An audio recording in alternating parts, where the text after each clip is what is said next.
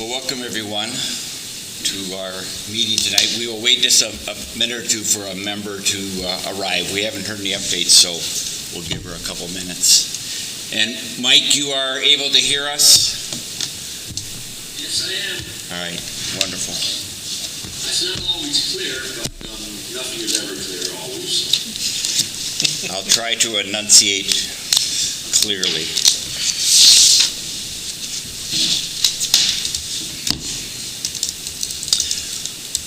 While we are waiting, if anyone is going to make a comment, a general comment tonight, please sign in with your name and address on our sign-in sheet, if you would, so we can make a note of who is in attendance. You're just very festive today. Thank you. I was going to say, it's very festive. I was going full holiday. I'm sorry, I will not be carving an ice sculpture this year at Knickerbocker. I apologize. Is your bride going to be? So it's going to be No, really she good? got too cold last time we did it. I don't know if it's 50 degrees this year. It might be a different story, but We're going to be making water features instead. yeah, it was fun when we did it. I don't know if I would do it again, though. Yeah, it takes dedication. It was hard. Yes. Making like the henge out there. Yes. But I don't know the year that it was, what would you say temperature-wise? Not even 20? Pushing it. Yeah. I know when we showed up at like 6 a.m. and started carving, it was single digits. Yeah. It was cold. That was last year? 22, yeah, 22. Because 2021, it was like 4 degrees. Yeah. That was like the coldest. It would have been 22s. Yeah. All right, why don't we get going? We'll see if Bernie shows up, we will get her up to speed. So let's do a roll call. Tim Sprecher. McCray Baker. Catherine Bishop? Michael, do you want to? Yes, I'm present. All right. And we have guests, presenters. There's Eric Schneider, the City Parks and Forestry Director, and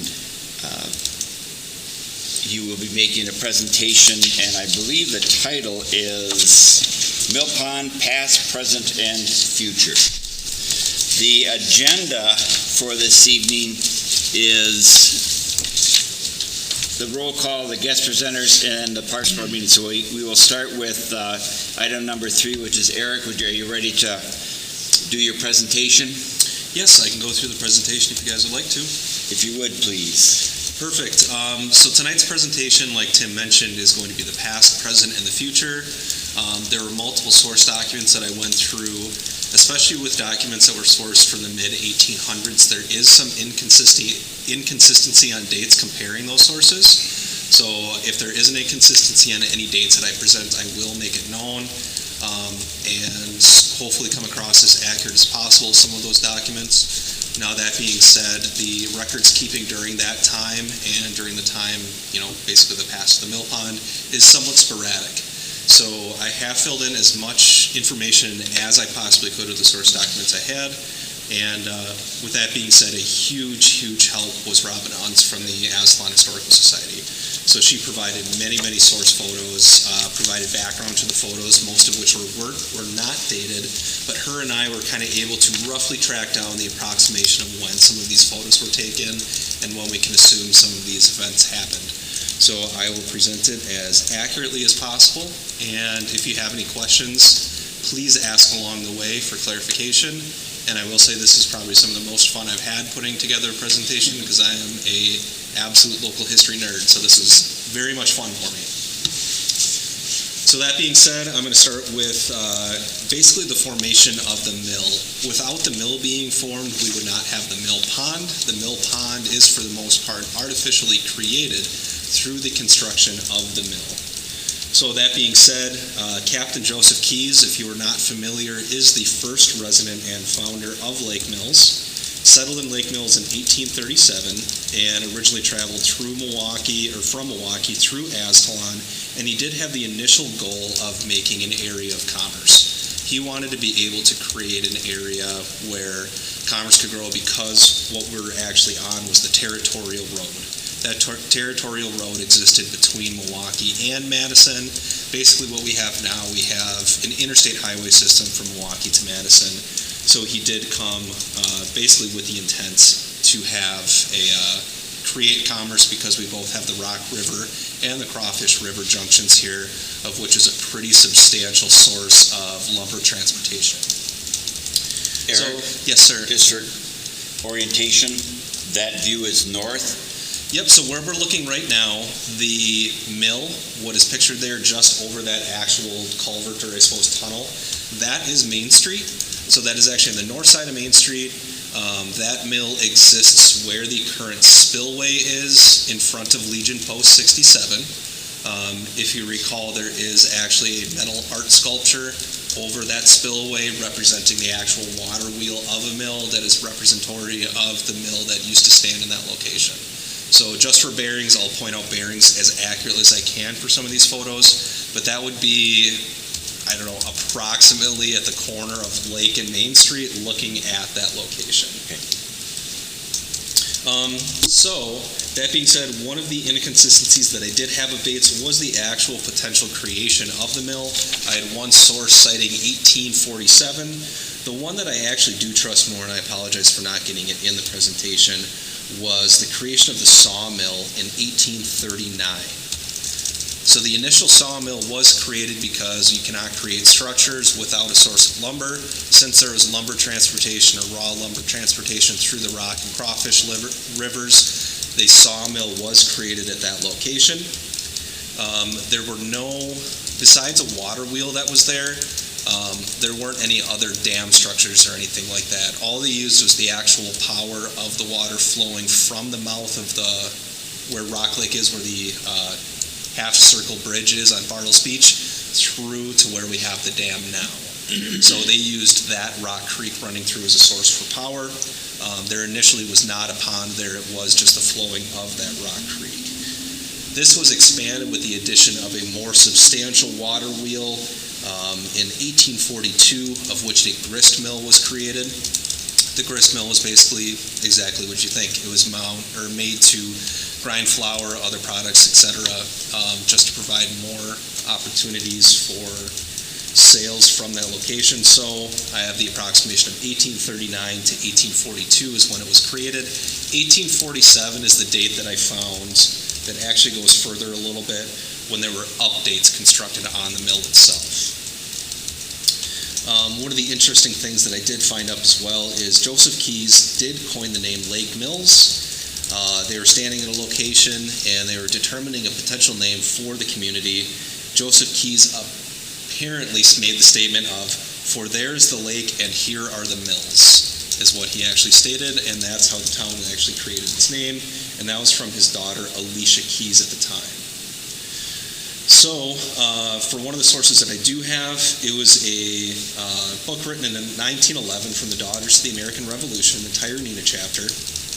The mill property existed and ran by Joseph Keyes until he took a postmaster position, at which point it was actually sold to the Pickett and Millard families of the community in 1843, who continued to operate it as Keyes took his new position as local postmaster. Mill updates were completed in 1847, and that's, I think, where that additional date is referenced in a couple other sources as well, but I do believe that the mill was created before 1847. It's just when there are substantial updates to either the power system. In 1843, the Rock Creek Dam, so there was actually a dam that was in place, and that dam is actually just timbers that they removed per seasonal floods, most likely in springtime. It was just a series of lumber, pieces of lumber that were at the junction of Rock Lake and Rock Creek, like I referenced at Bartles Beach. So that's where the initial dam was. That was actually moved from that mouth of the channel with Rock Lake west towards in front of the mill. So there was a water control structure that was put there in west of the mill, east of that channel, my mistake. And this was actually Just make sure you're listening. Yes. And that was used to better control water flow.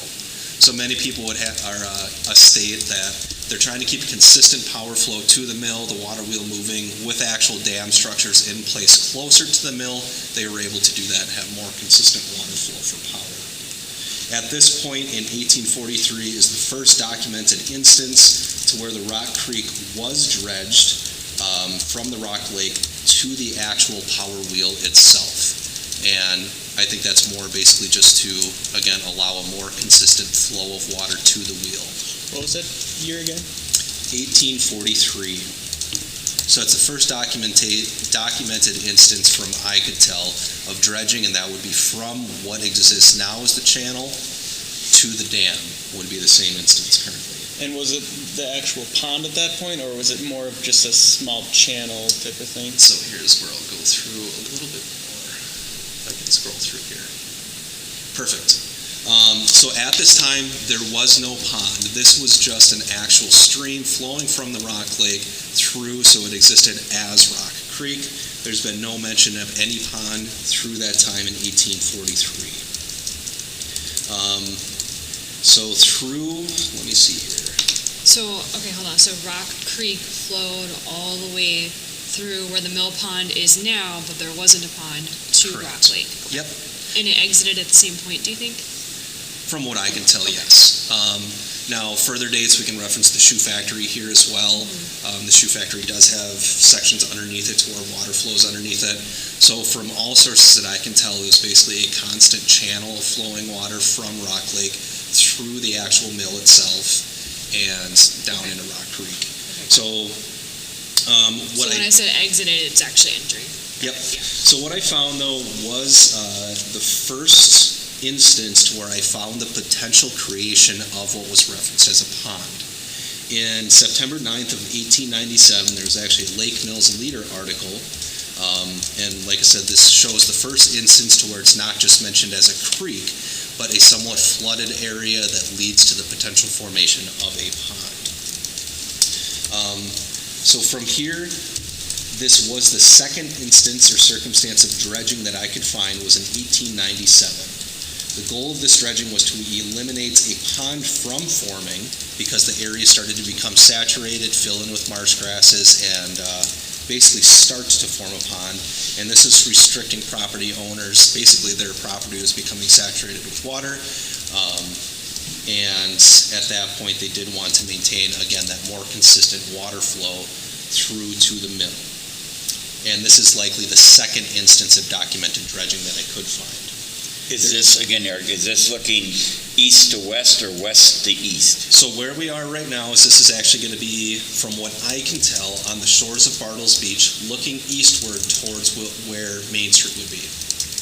So if you guys are property owners on the mill pond, I do believe that your properties are referenced on the left side of the photo where the trees are. There is an excerpt from that article, which I would like to read, which kind of does describe the actual thought process behind the dredging and why they actually wanted to eliminate the saturated area and formation of the pond itself.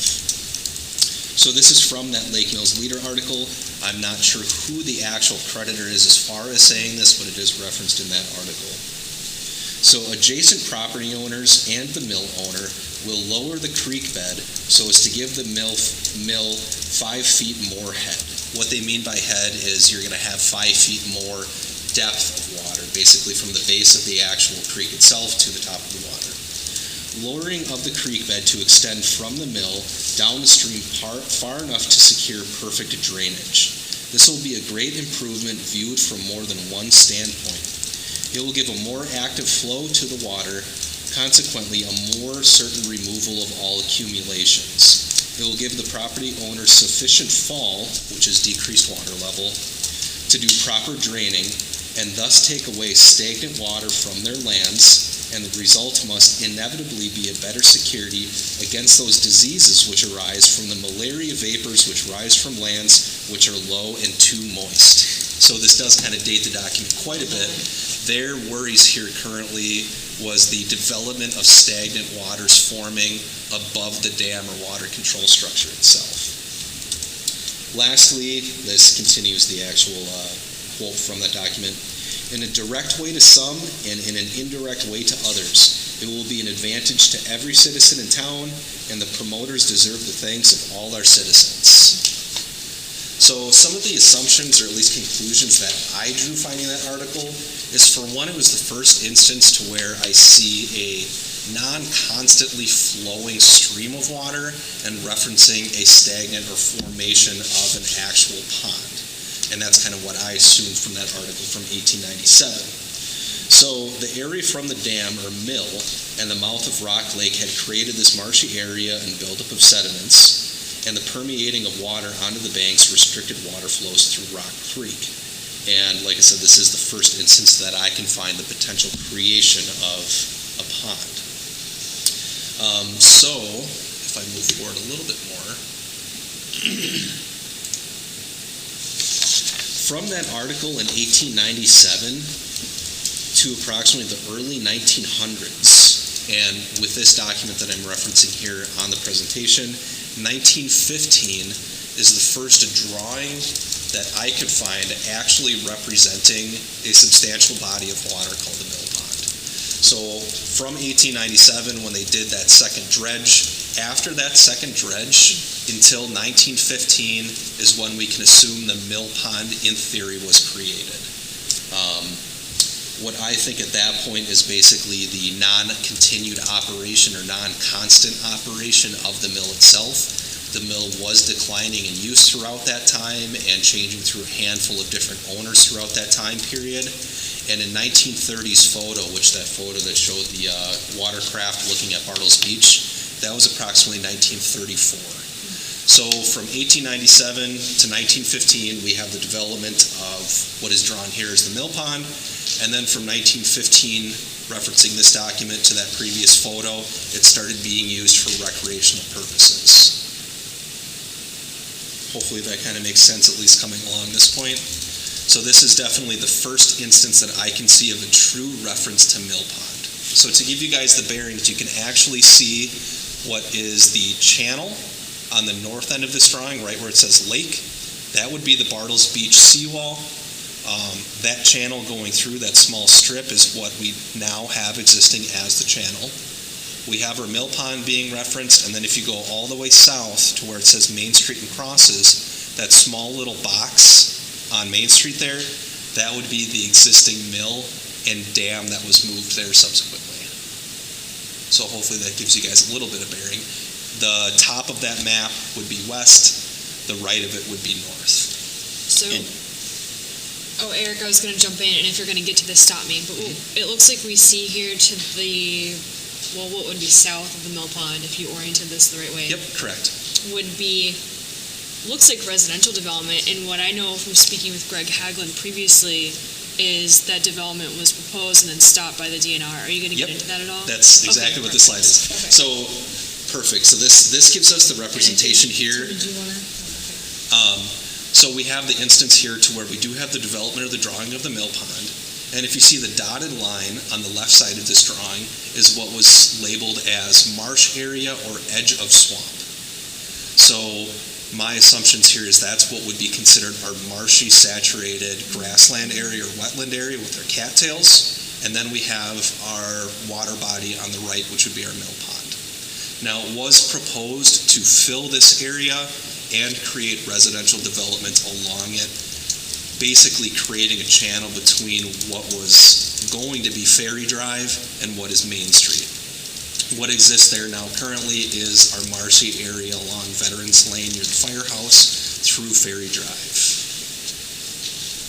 Eric, are the spots that are dark with no numbers on, is that water? And then like there's little bridges, is that what we're looking at? Like, what I'll do is I'll take my cursor here. Hopefully you guys can see my cursor. So this is the actual border of the water body, the Mill Pond itself. It does extend beyond these numbers. And this dotted line here is what exists as the marshy area. And that's what was proposed to be filled, creating residential lots, each of these being an individual lot that would be placed in that filled area. and so just below your cursor, that's water. Looks like This is there's marsh channels. area. Yep, this is marsh area. But see then what- below that no, is see, I properties think on Main This Street. area? No, I think those are lots. I Yeah. think, here's the water, I think this is Oh, water. I think this is designed to be water so people have access to. Yes, correct. And now that did not exist, that was a proposed development. Okay. Yep. So this separate channel did not exist at the time. It was proposed that sorry, I misunderstood your question, but it was proposed that this would be an extra channel providing water to these residences. But at the time, this dotted line is what represents our basically perimeter of our marsh area. Very similar layout actually to what we see now if we go to our areas. But that, yes. Refresh my memory, the date this was drawn.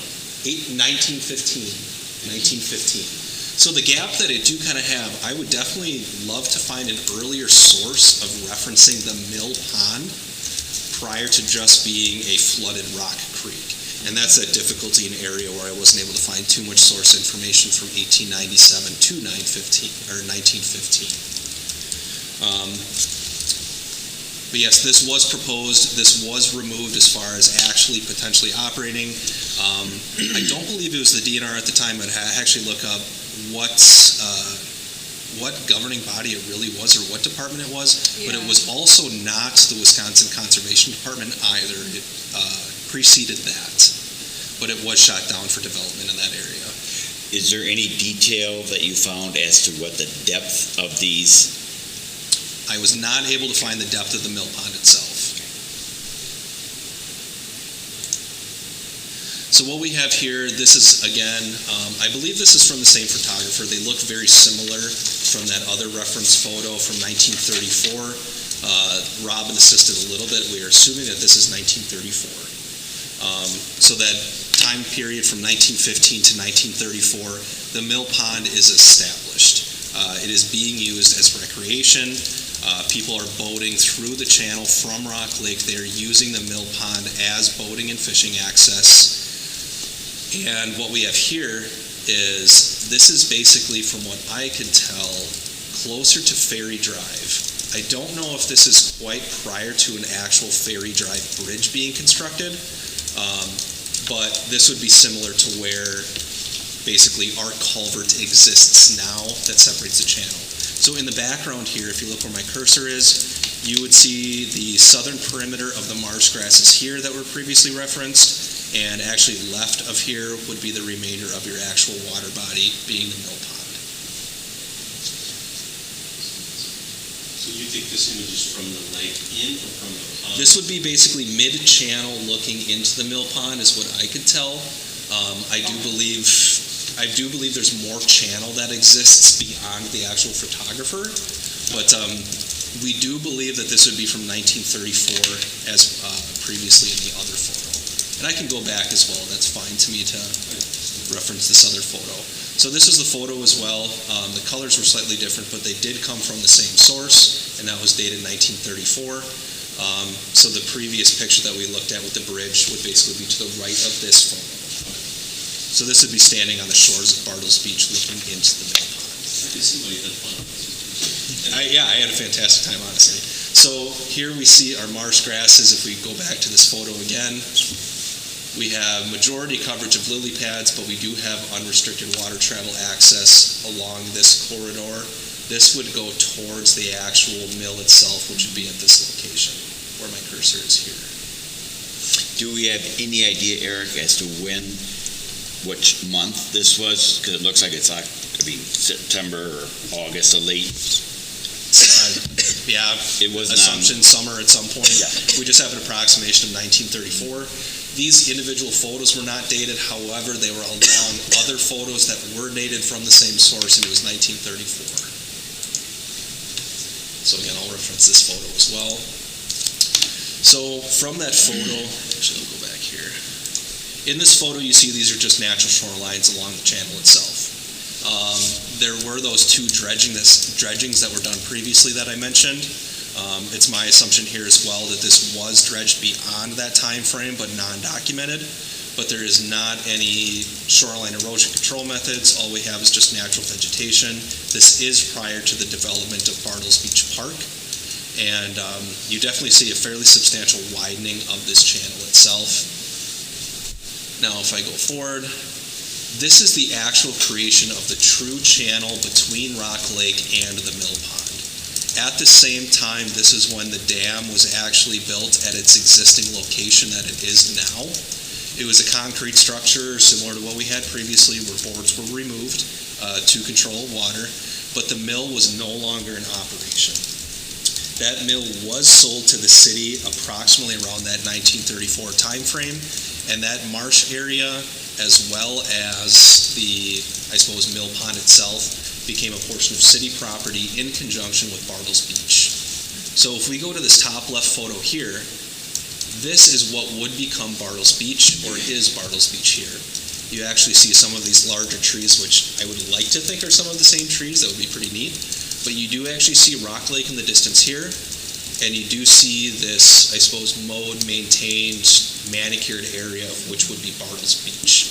So we would be standing near Ferry Drive currently, looking into Bartles Beach from the south side.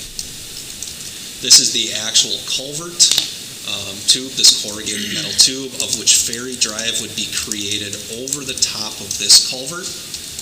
And this would be a portion of the channel as well, with those concrete edges being done. So water access was shut off and dewatered to actually complete this construction project. And again, this is when the dam was created itself at its current location. Do we know, is the current culvert the original culvert from the 50s? Or do we know of any replacements of the I believe it was bridge? updated. I'd actually have to look again. I tried to find some information on it as well, but I know Ferry Drive has been redone, obviously, within those timeframes. But I believe that culvert was redone at some point. It was not done when the new pedestrian bridge or newer pedestrian bridge was put in. So it wouldn't be recently. Yeah. But to give you some scope as well, this is prior to water being in here, obviously. But if you see these two men underneath the culvert tube itself as well, it gives you some scope as to how large this culvert tube actually is. And this photo with this dozer is actually the opening of like an earthen dam to allow water to flow back through this channel. So this would be on the right, Bartles Beach, on the left going towards some southern residences. At this point, they are allowing the water to flow through this channel and through the culvert back into the mill pond. Now, we are assuming that this is the 1950s. The portion of seawall that we are planning on replacing at Bartles Beach was also done during this concrete forming process, so it was done approximately this time as well. So they did pretty substantial concrete forming processes during this project. So, what we have here is basically going to our present time as far as acreage. I did go off of some past aerials. The furthest back that I can go back in reliable sourced aerials, when they actually did flyovers and take GIS, or I suppose geographical data, was approximately 1992 is the best one that I could come up with that I could actually measure acreage off of. And it was surprisingly similar to what exists now off of this area. We do have some encroachment of these marsh grasses into the mill pond, mostly near Veterans Lane and coming out a little bit near where my cursor is here. But 6.78 acres is what I could measure currently in a 2023 aerial of water body access, 11.07 acres being the marshy area. If I overlaid these onto as many older existing maps as I can find, obviously they're not all going to be the same scale, but they seemed as close as I could reasonably justify. They seem surprisingly accurate or comparable for the most part. So currently is there any questions up to this point? No? So when we do reference our actual Strand dredging feasibility study, when specifically Mill Pond is being referenced, I do want to clarify what was within that study is not 17.85 total acres, including the marshy area. It is just approximately the 6.78 acres of water body.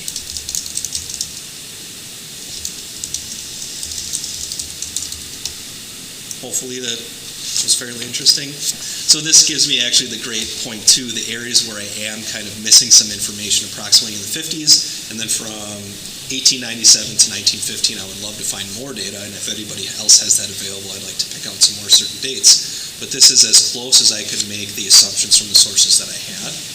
But what we do have currently on the mill pond is the acreage there on our 2023 aerial.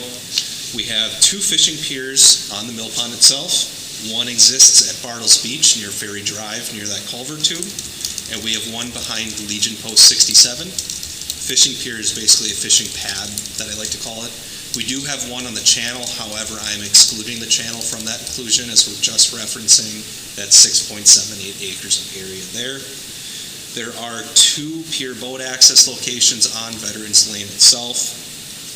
There was the development of a walking and hiking trail, which you can actually see somewhat here. If we actually look at our Ferry Street Bridge somewhere up here, the access is along here, goes along this wooded path area around the south part of the mill pond, up into Veterans Drive, and there is what remains of a boardwalk access going east to west along the mill pond itself. There was also another, I suppose I could call it a non-motorized watercraft pier. It was basically just a small pier that came off of Bartles Beach side of the parking lot that was removed this year, and that's the one that had the damaged timbers on the frame itself. But that's the conclusion that I can draw is 6.78 acres of, I suppose, water body access. I'm going to say that rather than navigable at the point because navigability definitely depends on water depth and what they previously referenced as head, that distance basically between the top of the silt and the top of the wire. So what I would like you guys to look at as we move forward as well is there were some documents that were provided to you to kind of help give some scope to some of the things that we are referencing and a blow up of what this OPCC is. That OPCC is objective project construction costs, or opinions of projected construction costs, my mistake.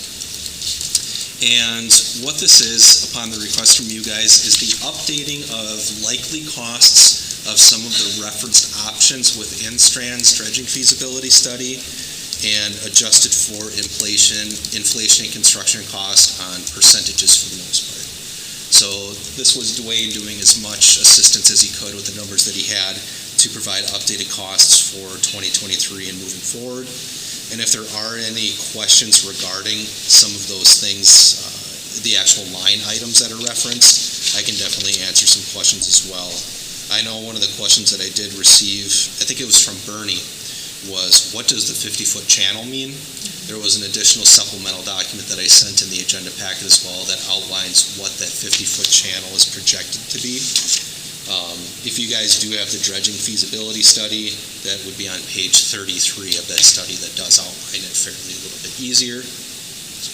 But along with this OPCC, the actual dredging or potential project cost for this, I did provide you a small opinion of Chief Jason Russ of the fire department, comparing and contrasting their current response times to a lake emergency response, as well as the potential response times if there were to be permanent boat access or on-water access for the fire department, because the installation of some permanent boat lifts was projected within the actual feasibility study as well for potential future uses.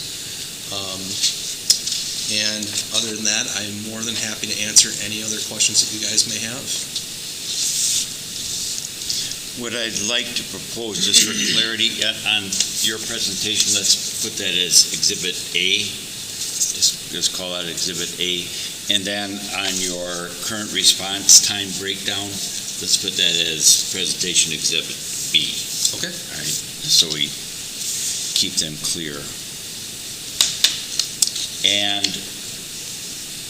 might you, for the recording and as for the audience, talk about the details of Yep, the... absolutely. So, like I said, this is from Chief Jason Russ. The current response time and breakdown for basically watercraft emergency response is 6 to 8 minutes for responders to get to the station. So that's when a page is actually received. 3 minutes to hitch the boat and trailer to a tow vehicle, because they do actually have to launch this watercraft, as most would with a trailer. 5 minutes to drive from the station to the Sandy Beach boat launch. That is the first accessible point for them to launch their watercraft, because currently they cannot launch at the Mill Pond on Veterans Lane due to the height of the Ferry Drive culvert. So they do have to use Sandy Beach Drive to access that. 3 minutes to back in the boat, prep, unload, and get personnel in the boat. So that totals 17 to 19 minutes of total response time to get the boat onto the water. If permanent boat lifts, or at least recreational piers or so forth, were installed, referencing the dredging feasibility study, it would be 6 to 8 minutes for responders to get to the station. That's a constant variable. That's approximately what it costs for a full rig of responders to get to the station. 2 minutes to get to the boat already stored on the lake, similar to what the township has on a boat lift at Sandy Beach. 1 to 2 minute drive to the lake, so it would be through Mill Pond, underneath Ferry Drive, and through the Mill Pond channel. That totals a difference to a 9 to 10 minute response time total. My concern here, and maybe I'm not getting it, is even if we have boat docks on the Mill Pond, to have a Lake Mills Fire Department boat always on the water, we still can't get through the channel because of the culvert height. Correct. So fixing the culvert height is a totally separate issue and would require reconstruction of Ferry Drive. Is that correct? Correct. Okay. So if we look at page 57 of the Fuller report, the feasibility study goes through the likelihood of also addressing the Ferry Drive culvert situation. This may be a question for Chief Russ, but I would want to know what percentage of time the Lake Mills Fire Department uses their watercraft or does a watercraft rescue on another body of water. Because I would have concerns also if you're having to go to Sandy Beach or wherever it's docked, pull the boat out and then go somewhere else. What does that time frame look like? I mean, I don't want to answer on his behalf, but I think that would be a circumstance of potential mutual aid. Mm-hmm. I'm not quite sure how they use other bodies of water. Right, I don't know. I mean, the next closest ones would be Lake Ripley or the Crawfish River, but that's a question that I can ask him as well and get back to. I mean, certainly like our lake takes priority, but I just would like to see a breakdown of those percentages for where we're actually responding with that watercraft to sort of make a cost-benefit analysis there. Okay. So I can talk to Chief Ross too. Yeah. So if I could point you to a couple specific pages within the feasibility study, if you guys have it available, is, like I said, the page 33 references that 50-foot channel. If we're comparing with this OPCC document, pages 55 through 57 go through that potential replacement of the Ferry Drive bridge itself.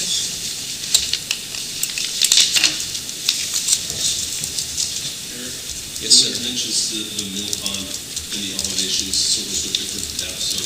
Correct. Yep, so. Is that in reference to the 7 point, that's just the water part itself? That's not the wetland, right?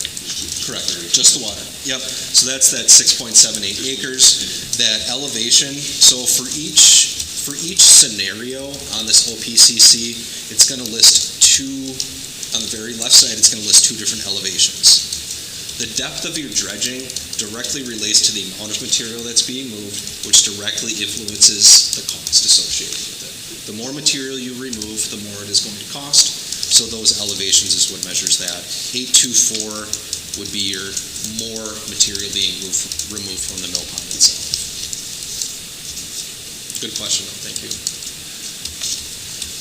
I will at least draw the conclusion at this point that any section that specifically lists the channel at the time of this study being done in 2018, the permit for dredging the actual channel itself had not yet been approved. That has since been approved and we are having the channel dredged. So I would draw the conclusion to eliminate the channel aspect as of this time. For many of these options, we included it just to have a comprehensive report on it.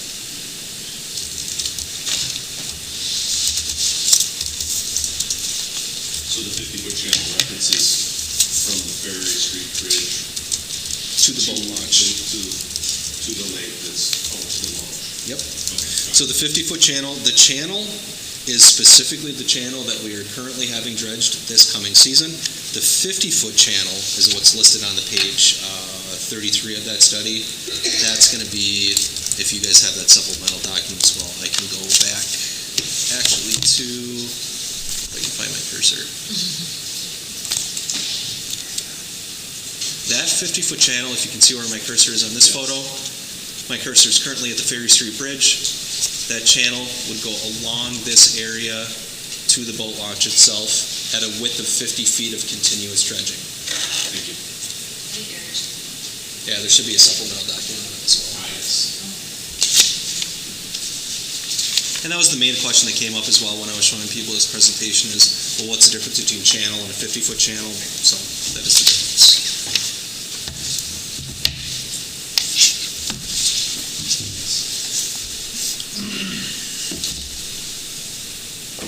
Any questions currently that I can help with at all? Hopefully this OPCC helps. It's very hard to move forward with decisions based on 2018 prices. You can see Dwayne's breakdown and cost estimates to this as far as where the percentages came from. But I think this was absolutely a worthwhile document to have done, especially considering COVID prices. We can see the drastic difference just on our first channel cost estimate of dredging go from $248,000 to $385,000 just from 2019 to 2023. So there are substantial price costs in that difference. So this is a document I think we will continuously reference as we go forward with this in conjunction to the actual feasibility study itself. So this is one I think we'll be holding on to our folders for Parks Board meetings. This is OPCC. Thank you. Yeah, no, thank you guys. A couple of questions, Eric. Yes, sir. In the past, we've had people say that they used to water ski on the mill pond. Do we have any photos of this southern part, which is all the ones we've seen so far, has been grass or lily pads? I have not seen a photo, but I have a personal anecdote from someone that said they did it one time. They said they did it once. They hit quite a few lily pads as they were doing it, was the remark that they made. Okay. I believe it could have been done, but I believe there still would be vegetation there. Whether it was done in that marshy grassland area, I do not believe it could be done because I'm looking at aerials as far back as I possibly could go, and I was not able to see open water body within that area of 11.07 acres. Okay. Whether how dense that was, I'm not quite sure, but it did not seem to be open water. Which is, I think, valuable. I think some people have an image that that whole thing was water at one time. And from what I'm seeing, that From what I can tell, it's always been saturated, and I think it just wasn't deep enough to allow water to stay there stagnantly, which is why we have the actual wetland developed there, and we just have the lower area of the mill pond itself retaining water. When they do reference the actual residences on the north side of the mill pond wanting to get rid of the water that was pooling in front of their homes, that's why I think definitely the north side of the mill pond is what's always held water. And what is the approximate date of this satellite picture? 2023. 2023. Yeah. This is off our pictometry system, which is updated 2023 aerials. Now, like I said, I did compare as far back in historical aerials as I could, cross-referencing photos. None of it's to scale, obviously, when it's a drawn or survey drawing, but they do all reference that marshy area. And that 1915 drawing was probably the most beneficial to me, because in 1915 it shows specifically the mill pond and specifically a marsh swamp area listed as two separate entities. Yeah. And that was in 1915. Yeah. And are you able to, with that technology, to zoom in enough so you can start seeing the amount of spread of the lily pads in the mill pond? Lily pads, I mean, yeah, I suppose I could. Like I said, when I reference the actual marsh grasses themselves, it's hard to tell what density they really are in that actual 11 acres. But in the lily pads itself, it does kind of depend on the time of year as well. So what we're currently looking at is actually a leaf-off aerial. So this could be assumed to be fall time. This allows us to look at residences, et cetera. All I would have to do is compare an actual leaf-on aerial, which is taken during summertime. So I just have to compare, contrast some leaf-on and leaf-off aerials when the lily pads are still there.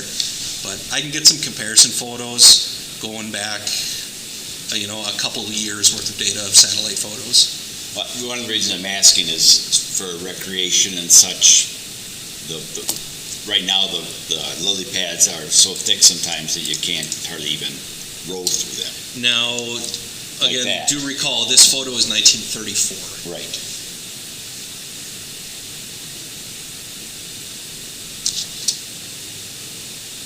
So I they've believe been there's there. always been lily pads, Yes, but yeah. to the extent of lily pads, I Right. think it depends on its variables. Yes, sir.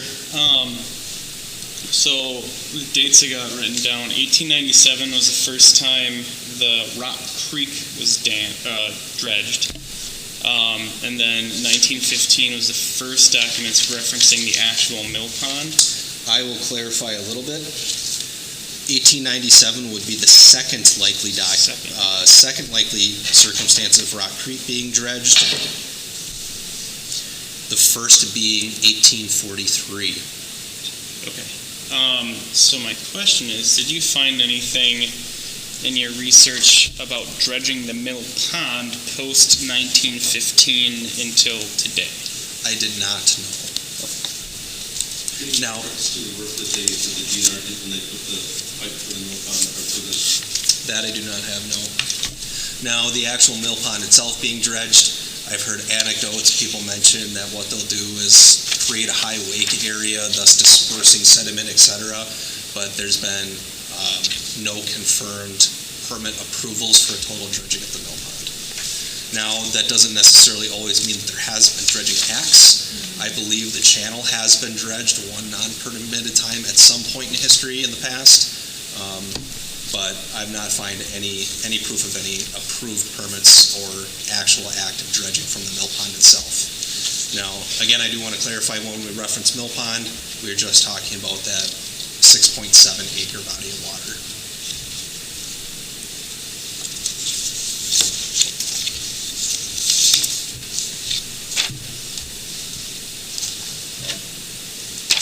This document, I'm going to say that's Exhibit C. Yes. And that's just to clarify, like I said, that some of the line items on the OPCC.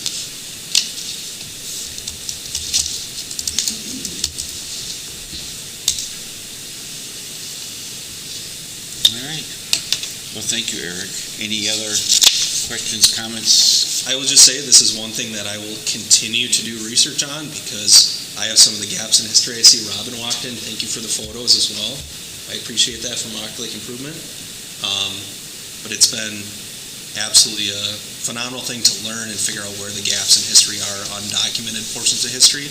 And I'll continue my research to fill in any of the gaps and let you guys know if there's any clarifying points. Thank you. Thank you. Any other points of order? All right. What I don't know, what I would like to do is I'd like to just create a motion to send a thank you to Robin Ernst as to the work that she's done to help us and to help Eric. So if we can make a motion to send a formal thank you to her, either by email or, so we could have a vote on that. Mike, you okay with that? Yeah, honestly, I'm really not following most of these conversations, and I don't know if it's my hearing aids or just the acoustics, so I'm doing my best, but I'm not following much of that. Okay. Mike, I don't know if proximity of me talking towards the camera or not helps, but Tim said he would like to make a motion to officially recognize Robin of Aslan Historical Society for her help. I agree. Okay. Do we And have I a would vote? also, All right, no, go ahead. thank you. All right, so we are on the agenda, we have the Parks Board minutes, review and approval of the November 15th meeting minutes. All right, I got a couple edits. All right, a couple edits. All right, third page. There. First full bullet point. I think there may have just been a typo. disposal of the dredged sediments from the channel project on a city-owned lot near West Wallace Park on Industrial Avenue was given preliminary approval, but will require reconfiguration. Dredging the mill pond would result in about 10 times more sediment than the mill pond project. I'm assuming that second mill pond is Mill Pond Channel project. So we have, I suppose it's something I might have to touch base with Mike on, but we do have, as a portion of the approved DNR permit, we have to have pre-approved disposal locations. Our location west of Wallace Park on Industrial Avenue has been approved for that. I think what he's referring to is if we were to dredge the mill pond itself, that we would have a substantially more dredged materials, and I think we would have to find a different designated disposal location. Okay, I think my clarification, so we're referencing the same project twice, but comparing them to each other. I think the second reference to Mill Pond should be Mill Pond Channel. Because we were saying that dredging the Mill Pond, the 6 point, however many acres, would result in about 10 times more sediment than the Mill Pond project. That's what it says right now. And you think it should be channel project? Channel project. I agree with that. I think that's correct. Sorry, I got a couple more. 2 bullets down from that, so that'd be the third bullet on the third page. The second line there, I think there's just a typo. I think it's supposed to say information for or on the impact. It just says information RE, the impact. I'm on given the presence, or what both? Yep. Given the presence of species of concern, as previously outlined by Director Cicero, DNR will likely require additional information, RE, the impact of various dredging options on these species. Is RE supposed to be something else? I would say it's regarding. Okay. I guess if we're all okay with that, then that's fine. All right, the kind of my biggest one. Sorry. Same page. Minutes. Second. So third page, second bullet from the bottom. Some options mentioned in the Strand report will not be considered. Example: dredging out the entire mill pond. Focus will be on providing channel access. I think that may have been jumping to a conclusion that I maybe don't agree with us coming to that conclusion at the last meeting. Is that fair? Does it say who said that, or is it? Let me look over your shoulder. Yeah. Okay. Yeah, I agree that that was probably somebody just talking off the cuff and not like a conclusion that we came to. Tim, do you recall that portion?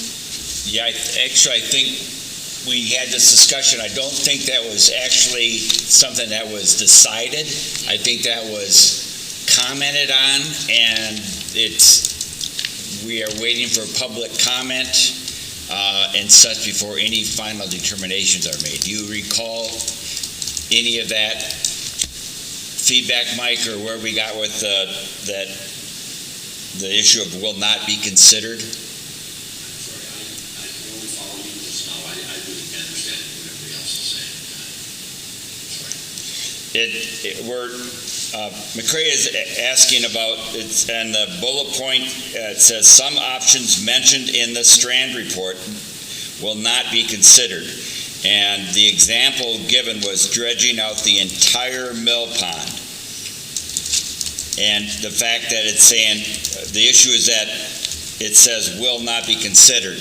I don't know if that was ever something that we as a board said.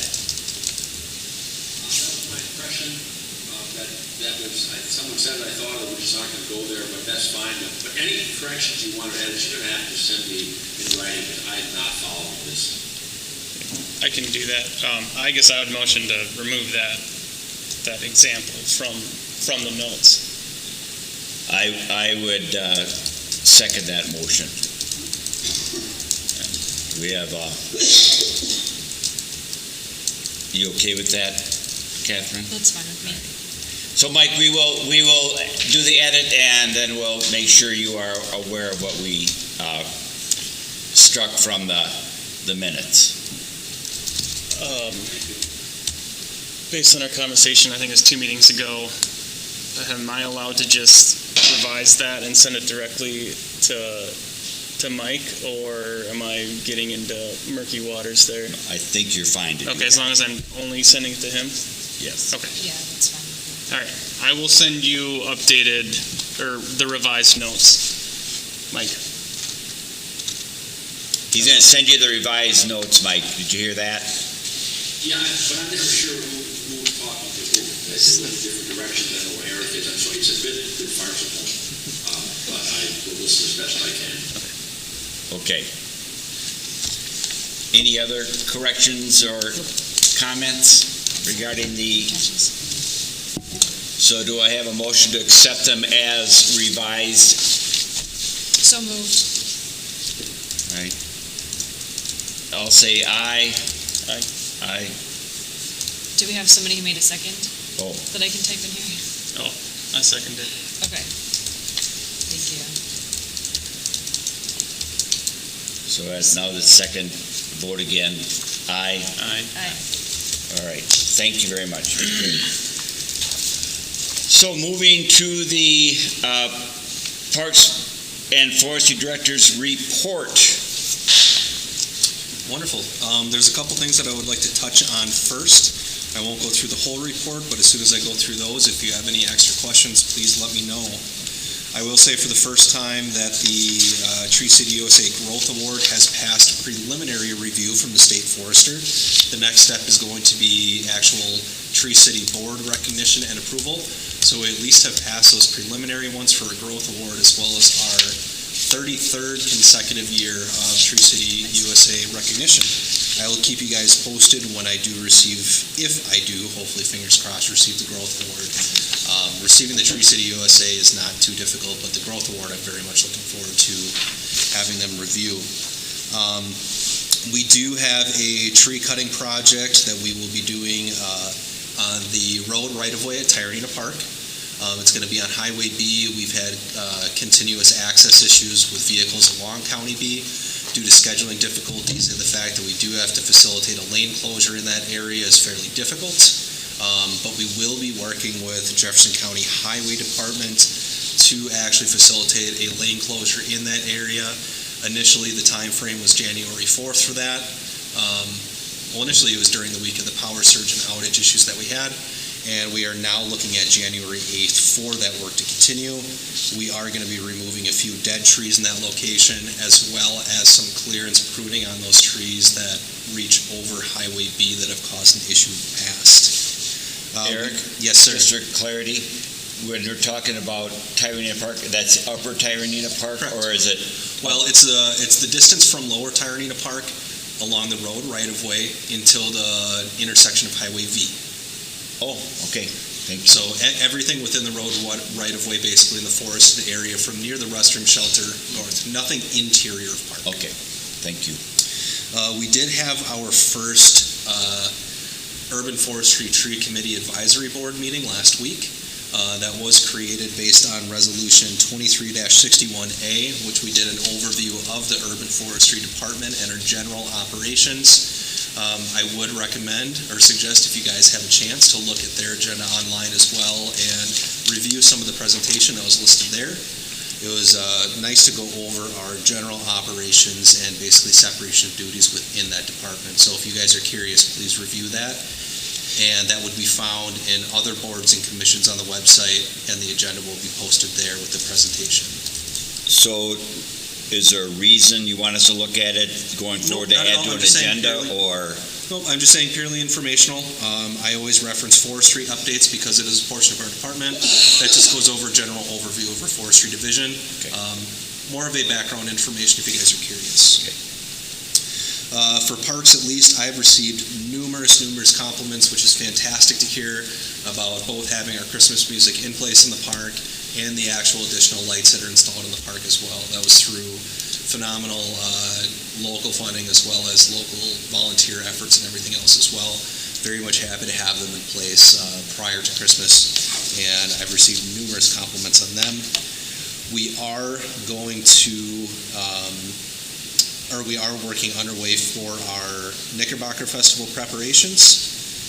And we will actually have a local performer performing music daily from 7 a.m. to 10 a.m. down in Commons Park, performing Christmas carols by himself in the cold. So I very much give him credit. But our normally resumed Christmas music will start at 10 a.m. after his performances, which I definitely think the length of those performances will definitely be dependent on weather conditions. As an update to Sandy Beach as well, the RFP deadline for architectural firms to submit a potential proposal will be January 3rd. As of right now, we've received interest from 4 separate firms. We've had some supplemental information from them as well, but I've yet to receive any complete proposals throughout that progress. Pickleball courts at Rotary. Rotary Club, I don't know if I referenced this in the last meeting, but has secured all required funds for the installation of that different type of surfacing that we had referenced a couple times. I know Scott Tellefson of Rotary had presented that they were going to begin fundraising efforts. They have received $18,000 as of last week, which is a pretty phenomenal turnaround for donation funds. That being said, I will reference that again in future announcements or recommendations for future agendas. That being said, is there any other questions at all that you guys have for my report?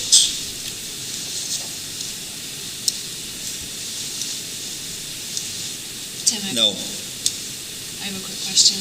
Okay. In regard to the seawall, you say that is going to be replaced with similar materials. What are those materials? Yes, so that is actually formed concrete at that location. We met with DATCAP as well as Jefferson County. I think Colton was there as well. We are going to pursue basically formed concrete sections. I met with a couple other people as well, and it just seems due to the way that the ice shelves actually push against that channel as well that we may create a potential future issue of, again, channel blockage if we were to use natural riprap or shoreline. Along the south side of that channel where we currently have woody vegetation that will have to be removed prior to the actual dredging project. That's mostly buckthorn, honeysuckle, dogwood, box elder, etc. So invasive woody species that continuously grow up along that side. I know Patricia Cicero did mention the potential of doing some kind of shoreline vegetative restoration project along that section, just so we don't have the regrowth of the invasives, but that would be on the actual channel south side at some point. That's very much in preliminary and has not yet been decided, but was commented from Patricia. And I suppose one last final update actually, as of last night, Jefferson County Land and Water Conservation Department will be facilitating our Clean Boats, Clean Waters program for the entirety of the body of water Rock Lake, rather than separating out Clean Boats, Clean Waters programs for municipalities being ran independently by the township and the city. So county will be facilitating that program for 2024.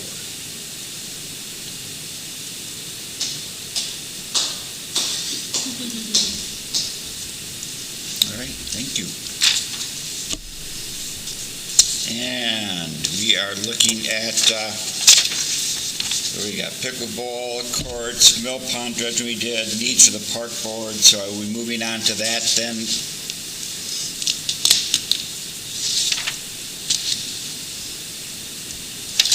Is that what we're looking at here, Eric? So we did have the presentation. So that new business 7A was that presentation of Mill Pond past, present, and future. Okay. That would leave new business section 7B, determine the structure, time allotments for January 21st public comment on the Mill Pond. Well, did you want to do public comments? Yeah, let's go backwards then, Okay. or stay in the process. So we just did your report. Now we're looking at item number 6, which is public comments, including emails. So, is that time for any public comment? So, yeah, please write your name, state your name and address. Just some general comments. First of all, thank you again for your diligence in accessing the information for the history of the Mill Pond. I think it's reflective of an evolution of process and functionality for the Mill Pond. I know that it's this group's charge to understand the desires of the community, so I'll be interested to see, what engagement we get from the community on that. I do know I have spoken with my neighbors. I believe Mr. Dow presented a letter to you, so I think it's safe to say that the local Mill Pond property owners share that opinion in large force. So just would ask that you take consideration of the property owners as well as the consideration of the rest of the community in the future process and evaluation for the Mill Pond. Thank you. Thanks. Other public comments? I'm sorry, go ahead, Catherine. No, that's okay. I had an email that Mr. Palmer just referenced that I wanted to read parts of, but I'll do it whenever you're ready. It's a little bit lengthy, but I wanted to read it into the record. Okay. Before we get to that, as far as the public comment, this is specific to the pickleball, that I did get an email, and I believe Mike also got an email about the noise pollution of pickleball. And so I didn't get anything where they're against it, but they wanted it noted that pickleball isn't without some noise impact. So that would want it to be a surfacing issue or something to be considered. The other comment I got was related to how beautiful the Commons Park is, and whoever did it, kudos to them. And Can I bring up an email I received? Can you hear me? Yes, sir. yes, And in response, maybe Eric can send me a message. I'll read it in the minutes. They wanted to ask about, more specifically, the damage to Sandy Beach Pier, cost to repair, and what damage happened to the launch itself. I can answer a little bit to that. So the Sandy Beach piers, we have experienced multiple different damages basically through each season that they have been in place since 2021 installation in spring. Normally what we see is actual trailer tires catching onto the wheeled posts or supports of the piers themselves and damaging gussets and pulling those wheels upward, thus damaging them. And we had an extreme circumstance of that occurring this year, to where we had two axles totally removed from the pier section itself, thus collapsing two sections of the pier on the right side of the boat launch. I'm in conversations right now with Flow International, who's the actual manufacturers for those docks, to see what we can do, or if there's any likelihood or extended warranty that we currently have on them to, one, either replace those parts, but since I see recurring damages that are very similar on those piers, just based on the setup of the boat launch itself as well as the design of the piers, I would like to see what potential we could have to replace them with the same manufacturer, but floating docks instead. I think would be less susceptible to that type of damage. I think with my experience in boat landings, every pier is susceptible to some form of damage at a boat launch. I normally assume that some form of vehicle collision will happen with these piers, and floating piers, I believe, are just less susceptible to being caught by trailer traffic themselves. So that's where we're currently pursuing right now. Each section of those docks is priced approximately over $6,000, not including the axles. So replacement of those two sections would be a minimum of $12,000, including any other supplemental parts themselves, to restore one pier of the two at Sandy Beach.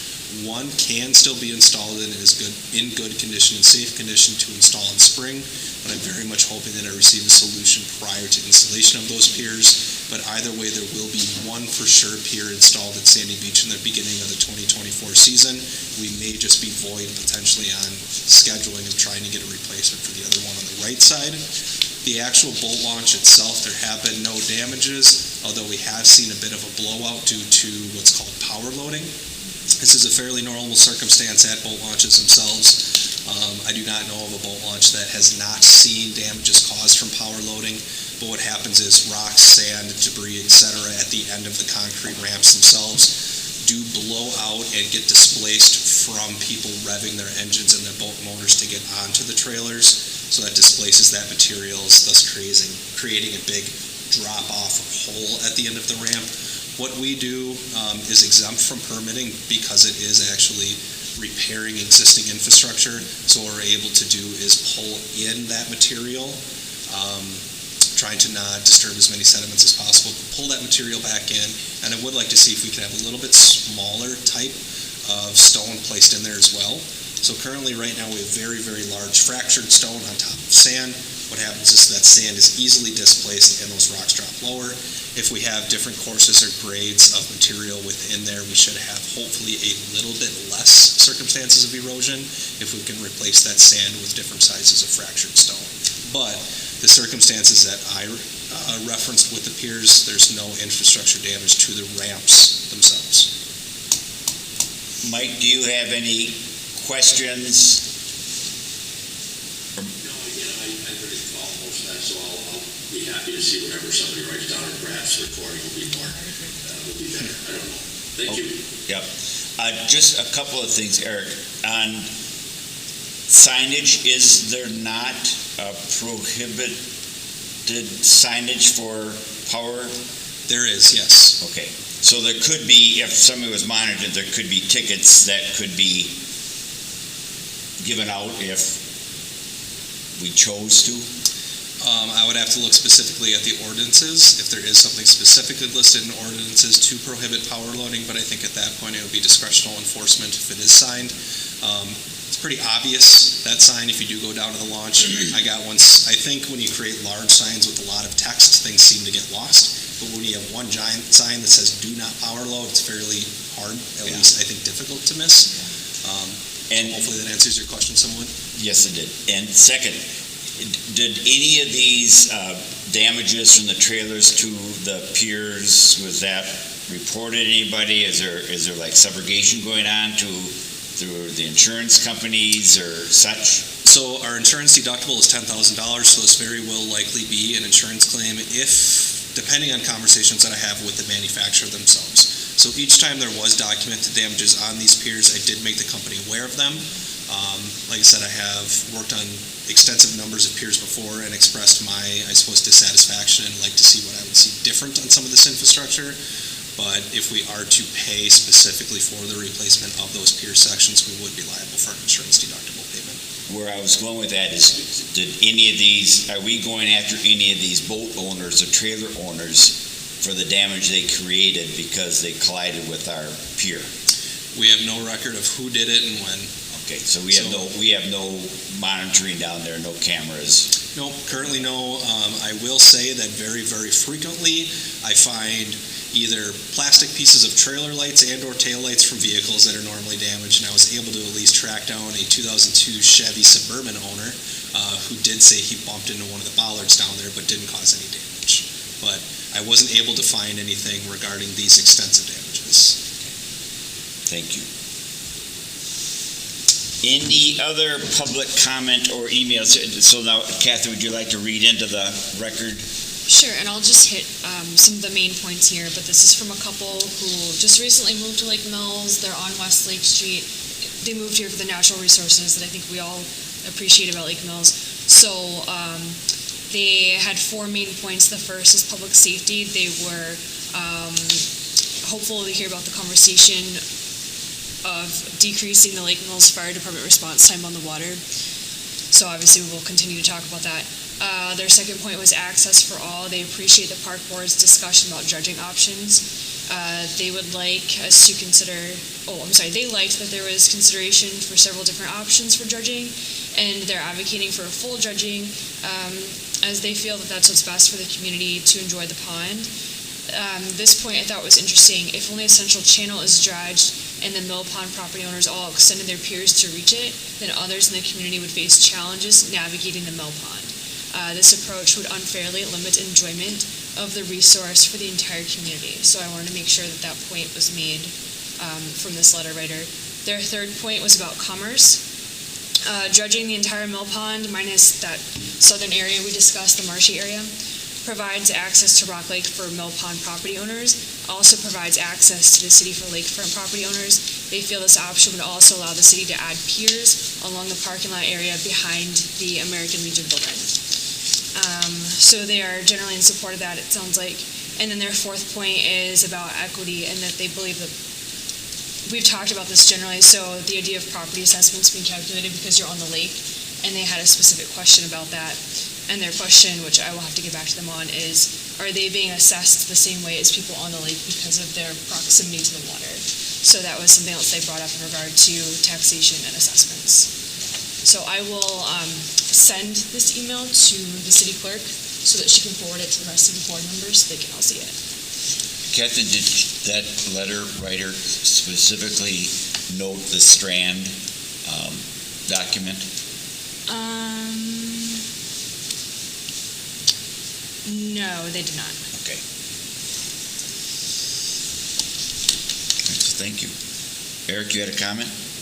Nope, I was just going to say, well, I suppose I can share some correspondence that I've had as well. Yes? I've also received numerous compliments regarding downtown. People are very, very hopeful that we have colder temperatures to make our ice rinks. Looking at extended forecasts, I did do a public notice, or at least a notification on Facebook as well as our website, regarding what actual needs, demands, and conditions that are necessary to make these ice rinks possible. It requires substantially cold temperatures for sustained amounts of time and approximately 1 week of constant staff involvement, near 24 hours of operation. At this point, we have all infrastructure and systems ready to go in the event that we are able to start making ice for the ice rinks. All we need is the cold sustained temperatures. But I have received numerous questions regarding ice rinks. We do have the boards in place down at Commons Park, and all the hoses ready to go, tested and secured, and hopefully ready at a moment's notice looking at extended forecasts. But a lot of positive comments definitely coming from the downtown Commons Park area. Thank you. If no other public comments or comments relayed from emails, let's move to 7, continuing on with determining the structure, time allotments for the January 21st public comment on the mill pond. Now, is that the one is that actually January 17th? Math, or on date-wise? I think the 21st might be right. Isn't 21st a Sunday? So it should really It be. is Oh, yes. the third Wednesday in January is That'd be the 17th. 24th. Oh, 3rd. Okay, yes. We do have the third Wednesday, or January 3rd is a Wednesday, 10th, and then the 17th. So the third Wednesday would be January 17th. All right, so we need to make sure that it's the 17th. So the structure, time allotments, I'll defer to the people on the board as to what their experience has been and what sort of timing. I know when we've had Sandy Beach public comment, if I remember, we gave each presenter 3 minutes of comment. You're talking about at a council meeting. I do not recall. I would assume it would have been 3 minutes because that's what we do for every public comment portion. Okay. I think that's long enough to get a point across. Yes, I just want to make sure that people have a set expectation, so I think if we stay with that kind of a common 3 minute, and it'll be timed, and we'll let the people know about that, and we'll have it noted. So are we going to start with our regularly scheduled meeting at 5:30 and then start that meeting with public comments, or do you want to do any business first? I would think that's an excellent point. I would say just to respect the people, and that we should have our call to order, roll call, and then have them do the public comment. Agreed. And a 5:30 start. 5:30 start, yes. Do we know yet if it would be down here or upstairs? My understanding is we do not know yet. A little bit depends on, I think Eric said court or something. It depends on the court schedule. So what we'll have to do is see if there's a potential to where court can be moved to a separate time to be able to use that room. So we'll have to do a little bit of research on it. If not, we will still have the availability to do video access and mic access, similar as we did tonight in the community center. So it'll either be community center or council chambers. And by when do we want to have the city clerk publish notice? I would say as soon as feasible. And I would think if we're going to have it be, kind of straightforward, being the major purpose of that being the public comment, that we could probably get it out there even next week, I would think. So would that be the full agenda for next month's meeting? That would be my thought. Well, all she has to do, she doesn't need to have the whole agenda to publish a notice for public comment. Okay. Yeah, so she can just, and I don't know exactly how she does it. I know for like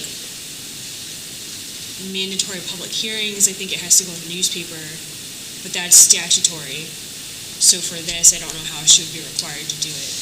I would have to clarify with Misty and Madison, honestly, to be able to answer that. Yeah. But I think that is something maybe we can even look into tomorrow, just to get an idea. So you would like it basically facilitated as soon as possible, and maybe Drake can speak to it. The benefit. I'd write a short paragraph on what you're soliciting comment for, and then send it to Misty, and she'll send it to the leader, asking them to write an article rather than just put a legal notice in the box. Since it's not a statutorily required public hearing, that probably gets more traction regardless. So I would write a short paragraph saying what inviting the public when and where, and what you're seeking comment on, and then hopefully we can get the leader to run a short blurb or article in the paper. Would we find it prudent to run it both weeks? Sure. Yeah, we can ask them to. I mean, is there a fee for that? Are we paying the leader to do that? If they run it as an article, usually not. I can clarify as well, in order for items to be published in the leader timing-wise, we normally have to have them the Thursday prior. I wonder if there's the potential to get this in next week's leader if we receive this as soon as possible tomorrow. Yes, I think Drake's comments are excellent. I think we should try to get it in for next week's leader and then the following week's leader. What would you specifically like some of the language on, or what we could also do is connect as soon as possible tomorrow morning? But if you could let me know specifically what are you soliciting comment on? Is it generally the mill pond? Is it in regards to the Strand survey, or what direction are we kind of heading on this one? I think we want to make sure we refer to the Strand survey and the options that are in it, specifically to people's comments about the different options. Dredging options. Dredging options, scope of the dredging, I think would be very important to have in there. My question then for maybe all of you, or maybe Drake as well, is this something that we also publish the updated OPCC document as well for 2023 prices? I have no idea what that is. What it is just the additional price inflation costs that were referenced in the 2018 study to 2023 prices. Included in the agenda. Yeah, and maybe, and that is in the article, we could have them go to the city and have it be a link, maybe? I would just include it with the agenda packet. Okay. Then people can reference it when they're looking at what the agenda is for the meeting they're attending. Okay. I drafted a sort of paragraph. Can I read it and we can see if we want to include anything else? Absolutely. Thank Okay. you. The Parks Board has been tasked pursuant to resolution, this number, to study and provide recommendations to the City Council regarding future uses and maintenance of the mill pond. The Parks Board has reviewed the history of the mill pond during its December 20th meeting and is now soliciting public comment regarding the Strand survey, the state, and the various dredging options provided for, as well as various uses of the mill pond residents would propose. The reference materials can be found with the agenda packet for the January 17th meeting. Perfect. That sounds beautiful. Okay. I What do you guys want to add? I don't want to add, but I just wonder, start with the most important thing. So I would start with what we're looking for. And then once we ask for what we're looking for, then we can say what is the background So of it the all. first sentence is the Parks Board is soliciting public comment regarding. Yep. Yes.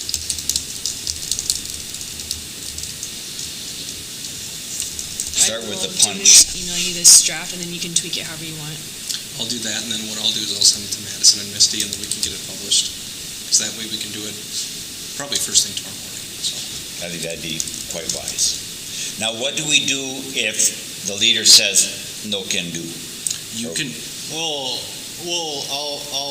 format it as a release, and they'll run it. Okay. Thank you. If they don't, I'll find another option if they don't, but it'll be in the paper, but Okay. I think they'll run it.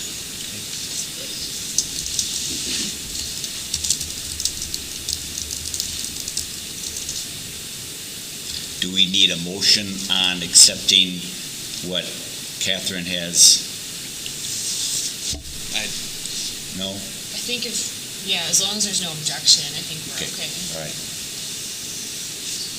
So the expectation is we'll work on this tomorrow? yep, the expectation is that this will go to Madison and Misty for publishing, and then the leader, And We'll is that post good? an announcement on the front page of the website too, Yeah, so we'll put it out there. Wonderful.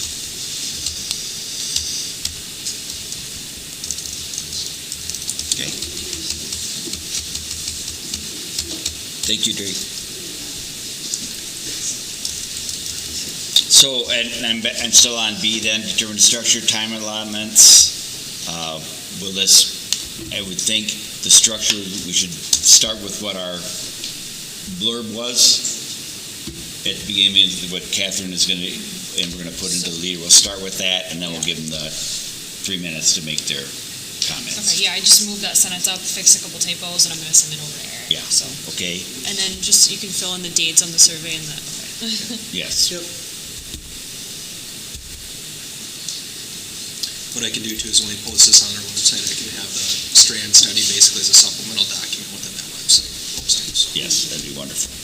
Yeah, do sort of like we get now, just here's the attachments, and you can click on them, and they can go that route. Not a problem. And do we want to potentially have paper copies of those, like on a table, so if somebody doesn't have access to it, they can at least, we could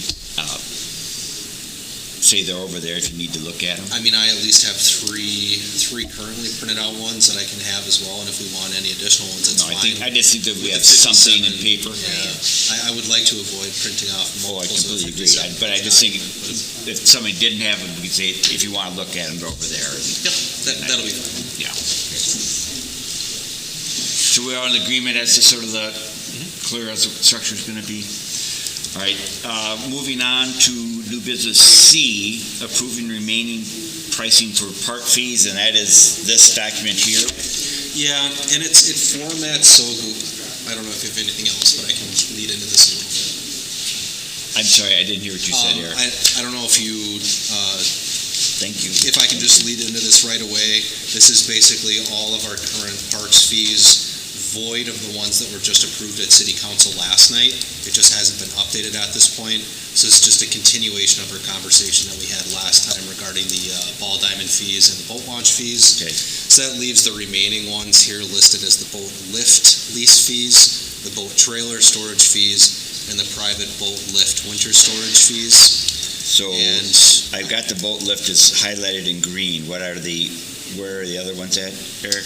so what we have here, it's actually listed as fence parking. Fence So parking. just below that, you're going to see a couple listings to where it says fence summer is $450. Reference that 450 number.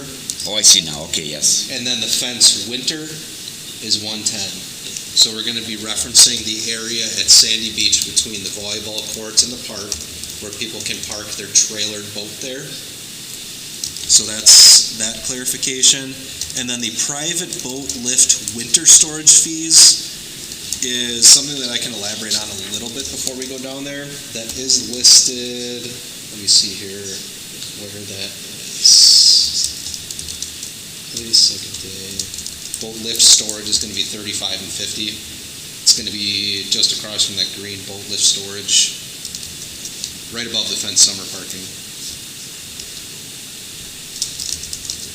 So there's a So if you strike see through. second column in the 2023 rates. Yes. Right across from the boat lift storage green bullet point, or Yes. green box, it's gonna be $35 for resident, $50 for non-resident. Okay.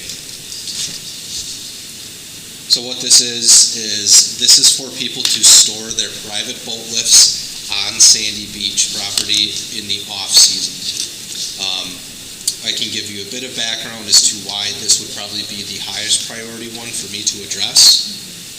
Because in subsequent drought years, what we have noticed is people do have difficulties, understandably, allowing the barge operators to push their lifts further onto their shore just due to the water levels. So when these barge operators lift up their lifts, they normally store them on their property's shoreline. Now that sometimes the water is less, they have a harder time getting closer to the shoreline, thus creates the potential for their lifts to be damaged by ice heaves. That leaves them two options. They can either store it at Sandy Beach, which it doesn't matter what the water levels are, we can always pull up onto the beach. Then the second option is for their barge contractors to transport their lift to their storage facilities, which is normally the most available option. What I'm running into now, or at least have run into now within the past 2 years, is approximately 4 to 5 personal private boat lifts were stored on Sandy Beach. They had done so for a number of years. They just physically do not have the shoreline 2-story boat lift. It's just not an option, and it is the few homes to the left of the boat launch at Sandy Beach. They just don't have that. It's called the pie. It's a very small sliver of property. It does not fit on their property, and from what I can tell, it's been happening for a substantial number of years that they have been storing their boat lifts at Sandy Beach. In these drought years, we have had now nearing 30 boat lifts stored at Sandy Beach Park on the beach itself. Most of these are undocumented lifts. What'll happen is the barge operators will take their barges as per the resident's request and put them on Sandy Beach because there's not available options. Otherwise, they have to pay for transportation of it. This creates a substantial amount of administrative work because, for one, I have to track down the contractor that put them there. I have to figure out who the actual owner is of that boat lift, and then I have to get their information. And what I like to do is coordinate the actual setting of these lifts in an area that will not impede Parks Department staff from installing our boat lifts and piers. I think 30 is beyond the capacity that I am comfortable with in any area of Sandy Beach for storing these lifts, and there just is not an area for us to reliably install our lifts when time allows. We do not have a specific week when we install these lifts. It is weather dependent, and when we have an availability to install them around that season, we will. In the 2022 season, we were severely impacted and pushed back from installing these lifts because there were substantial numbers of undocumented private boat lifts in the way, impeding access for them to store. So it's not that I'm not in favor of personal boat lifts being stored at Sandy Beach. I think it is a service, and I understand the convenience of it. However, if we do determine this, I at least want it to accurately reflect the potential of administrative work that goes into it to compensate for it. And it does definitely create, outside of those 4 previously determined lifts, I at least would like to determine a capacity at which we are at capacity to no longer take lifts on Sandy Beach to impede our operations. So I don't know if those are 2 separate issues or not. I think regardless of the fee that we do enact, there are still some boat lifts at Sandy Beach that I am not able to track down the actual owners for, and of which my operations right now are we are basically going to impound that improperly stored piece of equipment. We're going to store it, and eventually someone will not have a boat lift to install during springtime, of which it will be the one that is locked conveniently on city property, and they will have to pay a fee to unlock it. So that is what I'm currently doing, but it still costs a substantial amount of administrative time, and like I said, does inevitably impact currently our maintenance operations at Sandy Beach. Now, a question. Yep. If someone has a semi-permanent ice house on the lake. It has their name and address and such on it. I think by state statute or DNR. You're correct. And boats have to have some sort of, You're correct. do piers have any such? Not by statute, no. What I require as a condition, though, so we know which lifts are documented and which ones are not, is I issue a number to the people who actually come to City Hall. They pay, they coordinate with us in advance. Because honestly, the biggest thing is I need them to be dropped off in a location by the barge operator that is conducive to not being in the way to our maintenance operations. Most of the time, they're dropped in the middle of the beach, thus impeding our access. I don't like necessarily moving personal equipment. I think that opens up a potential liability for damage, and I don't want to go down that road. But what I require is their name, phone number, and address to be documented in the exact same spot on all lifts, and then they are issued a number, individual number, going with their permission, I suppose, or paid permission to store their lift on Sandy Beach. Okay. So we at least have that figured out. I think if you're dropping a pier literally on the beach or somewhere else where it's not supposed to be and you don't have a permit for or a license or you've paid the boat fee, sounds like abandoned property to me. I would definitely be moving that out of the way, impounding it at the cost of the owner if and when they want their stuff back. Yep, so that's what we're currently Yeah. doing. Absolutely. That is what we're currently doing, but then again, boat lifts are large, unwieldy, and they are fairly difficult to move. And With the difference of, 19 approved lifts, I was even uncomfortable at 19. We did have 19 registered ones being listed. I was able to track down a decent amount of the portions, but even 19 is fairly difficult to move at Sandy Beach for maintenance operations. So we do actually impound them with locks, et cetera, and the fee is basically determined with the police department. At that point, it becomes a police department issue for abandonment of property. But for moving these actual lifts themselves, it's still pretty difficult to move them on land. When they're in the water and you have a barge, it's great. When we're moving them with skid loaders and the equipment that we have available, it is fairly difficult and does cost staff time, especially during the fall seasons. That's time to where I do not have part-time staff accessibility, and is definitely a inconvenient time frame for the other duties that we're doing at that time. And it's a pretty decent amount of my maintenance and laborers' cost and time going into doing that. So here's kind of the rub. Is our fee cheaper than somebody having to take this stuff out themselves and store it themselves for the winter? Substantially. Do we need an ordinance to fix that? I would believe so. Now, are you referring to just our storage costs or the actual cost from the police department's fees? Yeah, so I don't mean like our storage costs for people who are paying the fee, although we need to address that separately tonight. But I mean, in the future, for a future agenda item, it sounds like we should be recommending to the city council to adopt an ordinance that would impose substantial fees and fines on somebody for Yes. dropping your property somewhere and then having us store it for the winter for you, at the citizens' cost. It's not our job, Correct. I So I absolutely get a agree. little frustrated about that. So I'll make the recommendation at the end that we should address that as a separate issue. But for going back to the agenda item, the boat lift storage fees, it doesn't sound like that cost for, am I reading this correctly? What did you say? It's $35 for a resident and $50 for a to resident. store their boat lift in, is this the parking lot at Sandy Beach? So this is just on the park itself. So this table definitely did not format correctly, at least in my Yeah. opinion. I can clarify on there if you want me to or write anything. But what I'm referencing currently right now, it is $35 for a city resident to store their lift. Yep. And it how is long is that $50. storage for? We consider the off-season to be, I believe it was October 15th to April 15th. Okay. and So then that is our normal boat lift storage season, or boat storage season. if we don't allow people to store it there, like let's say we just didn't have the space, they would have to take it out and store it somewhere else. Are there like companies that do that? Yes, so each barge operator, that is normally the status quo as far as what normally happens. When these boat lifts are picked up, they're normally transported by these barge operators to their property for off-season storage.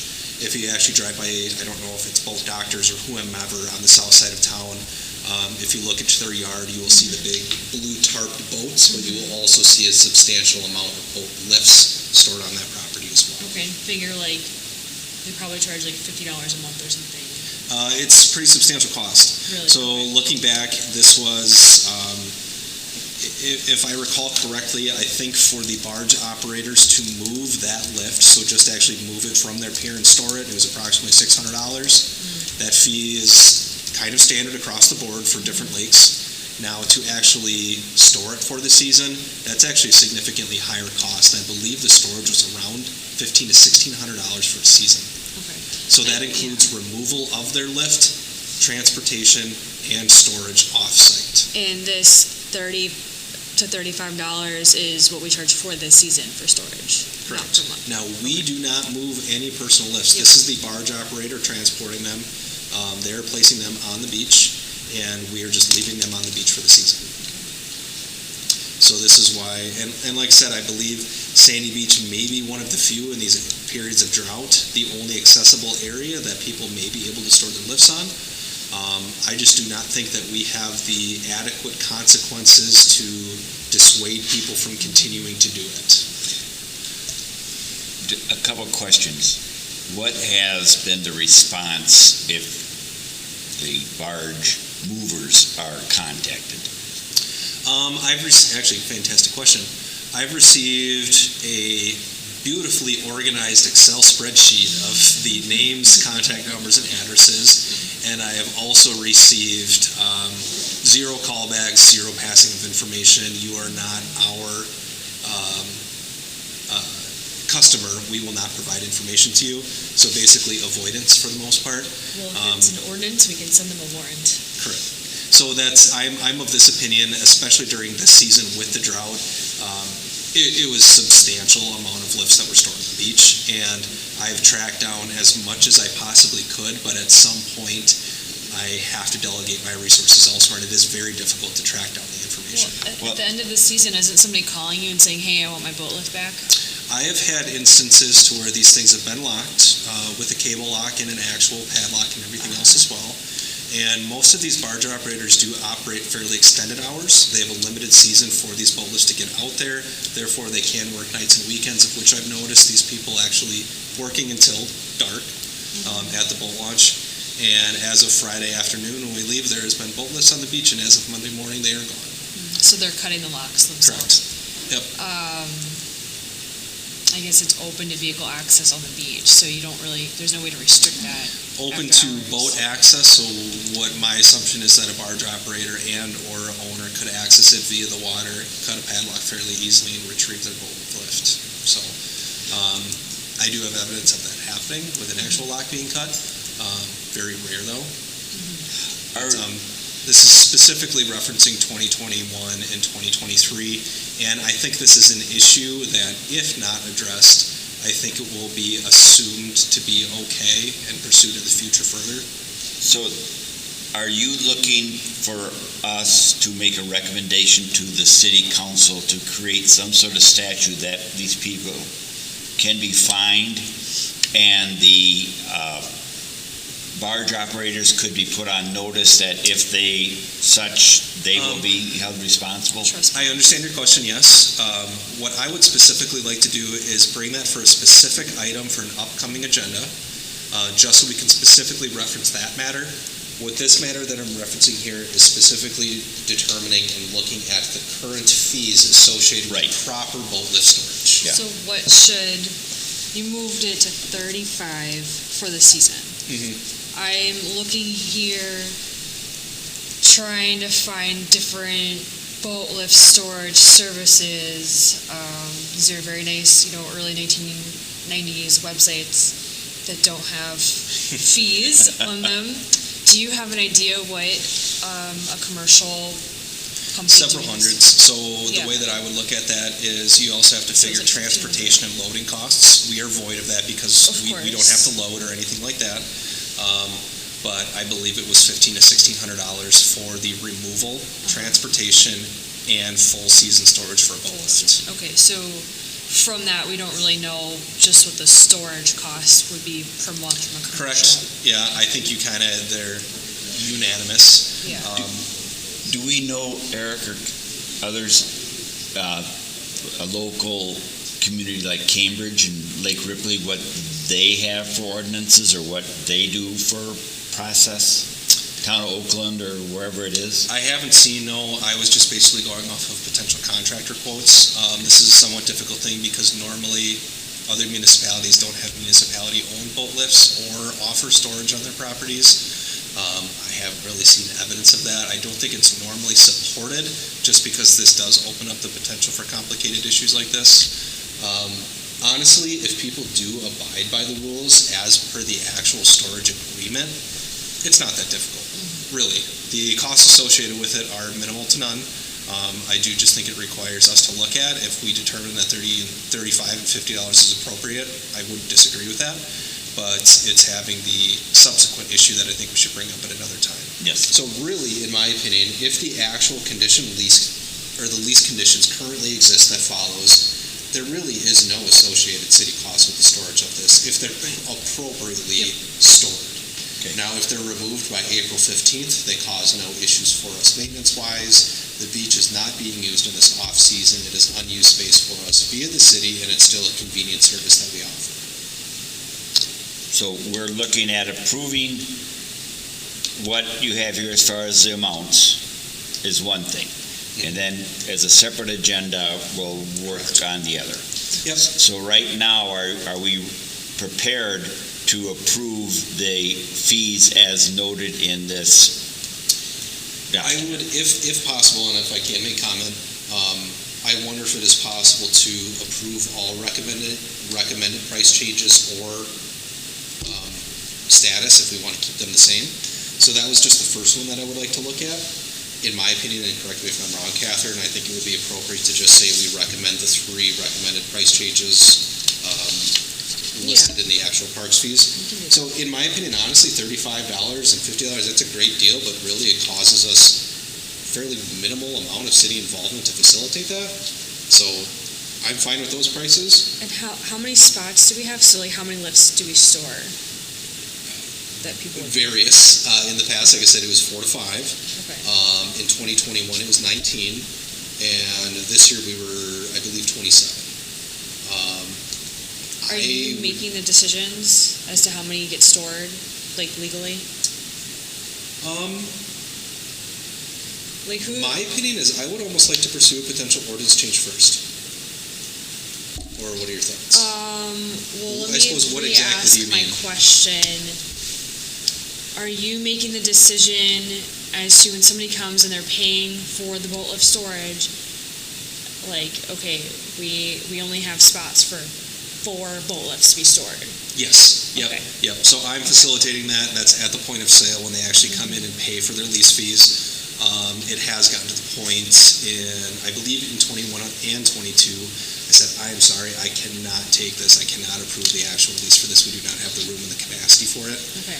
So I'm doing that administratively, as few of you guys are comfortable with that. Sure. So the time where there were like 19 stored, that's because people went and just dropped their Correct. lifts, not because we sold 19 spots. You're correct. Okay. So for it sounds like we really only have room for 4 to 5 spots that Yes. don't get in the way. So for 4 to 5 spots at $35 for the season, and you're saying there's no real cost to the city as long as they're stored in the right spot. Mhm. Okay. So 35. And in that lease, in the actual boat lift lease, I did update it post-2021. Okay. There is an actual penalty fee for paying for it late.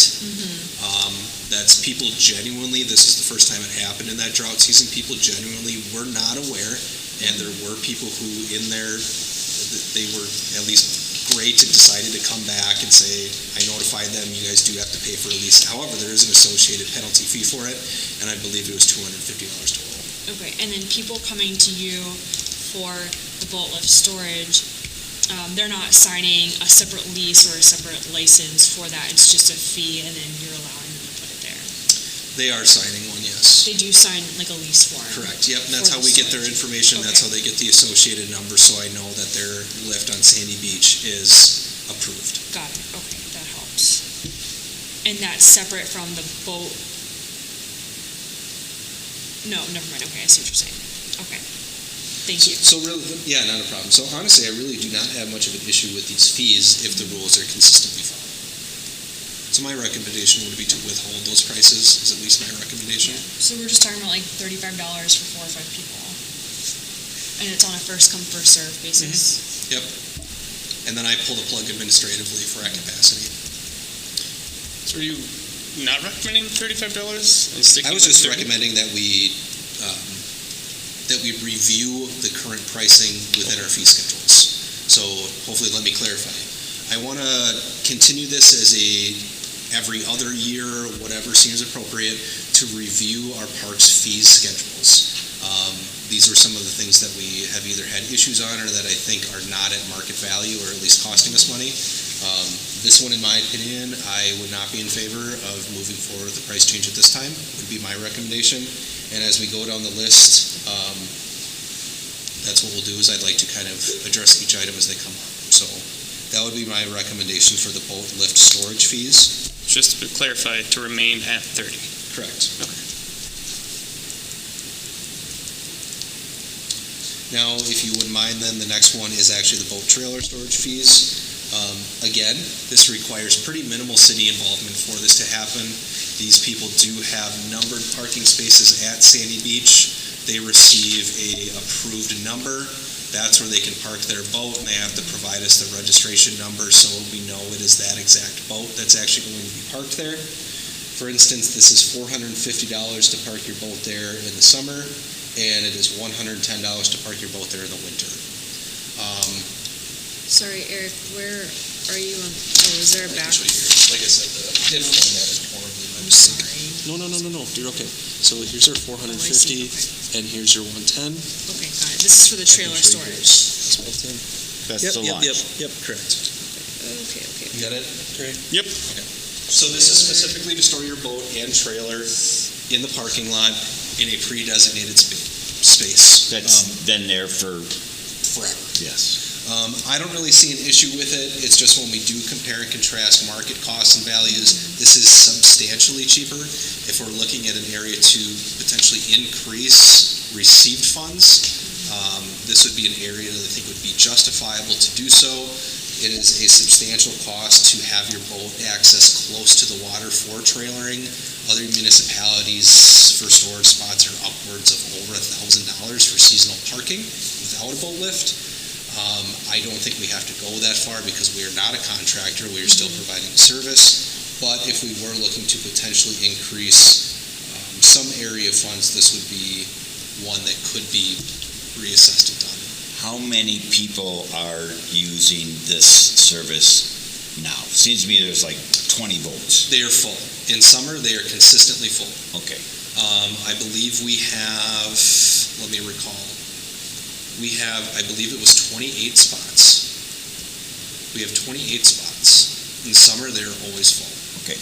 In winter this year, it really kind of depends. This year, we have 2. In subsequent years, I believe the most that I've seen is 6. Okay. So very infrequently used.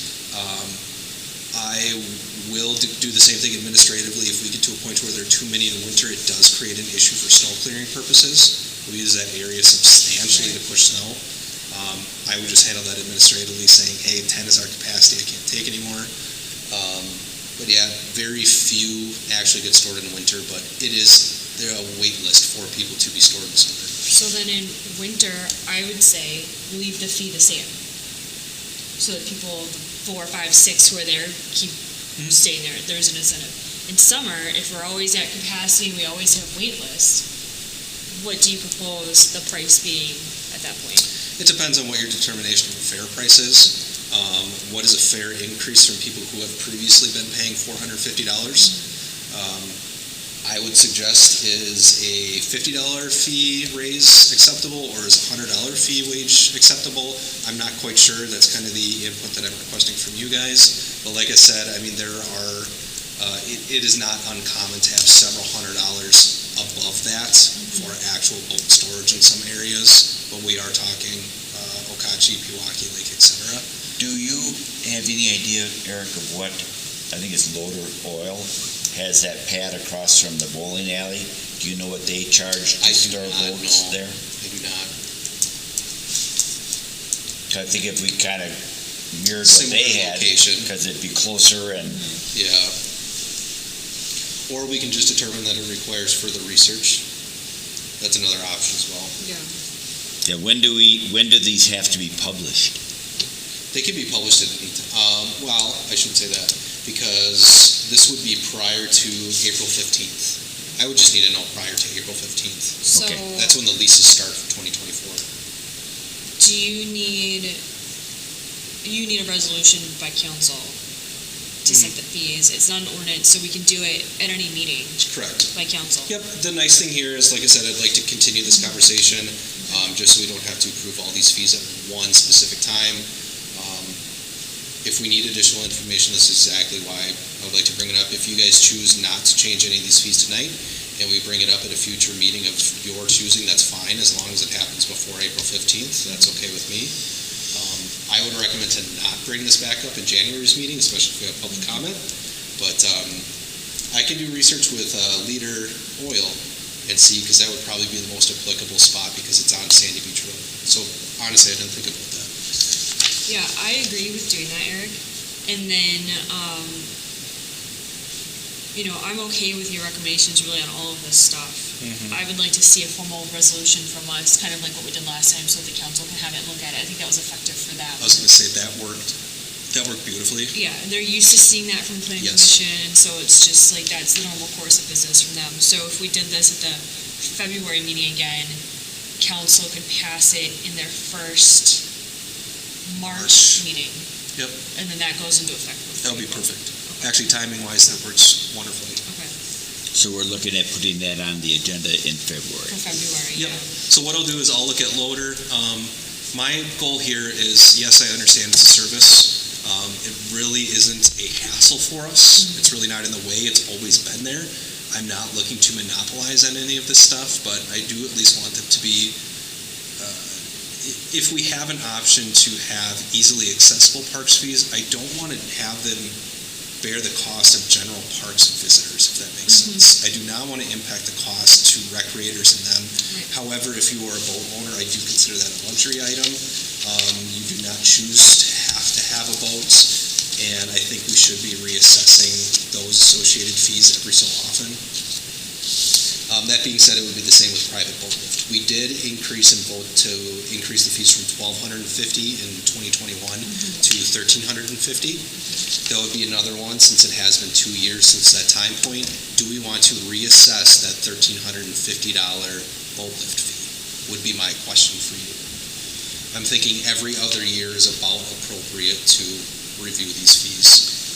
I would agree that every other year, every year, something like that would be good. I would also say, as long as we keep ourselves with knowledge of private sources, be the one on B, the one down south, or such, or the communities, just so we're in the same ballpark. But we got a premium lake, so I don't think we need to be underpricing ourselves Correct. in any way. And I'm absolutely agreeing. So that's kind of the direction that I would like to take these things. So if I could provide you some input as far as what some boat lift prices on Koshkonong it is that I looked up. Okay. Koshkonong, I think inherently is actually a less valuable lake for recreating than Rock Lake, in my opinion, considering the water quality. It is a larger body of water. However, most of the time it is mucky. If you're a water skier, it's somewhat difficult. We have more species of fishing here. I think we have more recreation opportunities to offer in Rock Lake than Lake Koshkonong, and there were some that were nearly $3,000, if not over $3,000 for a yearly boat lift. There were areas that were charging $600 for the weekend access, which is substantial cost difference. So if we look at ours, which is $1,350, and it's $600 for a weekend boat lift access, it's pretty drastic price difference. The but to that is Koshkonong has access to all sorts of stuff. Correct. Bars, campgrounds, okay. whatever. Correct. And the river. Yeah. So there's a little more reason for someone to have a boat lift there, a pontoon, than here. And you're absolutely correct, but we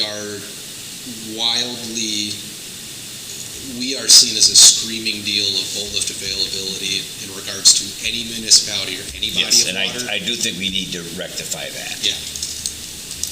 And as you know, that with COVID and such, the boat sales and access to this is just gone, demand is gone. Yes.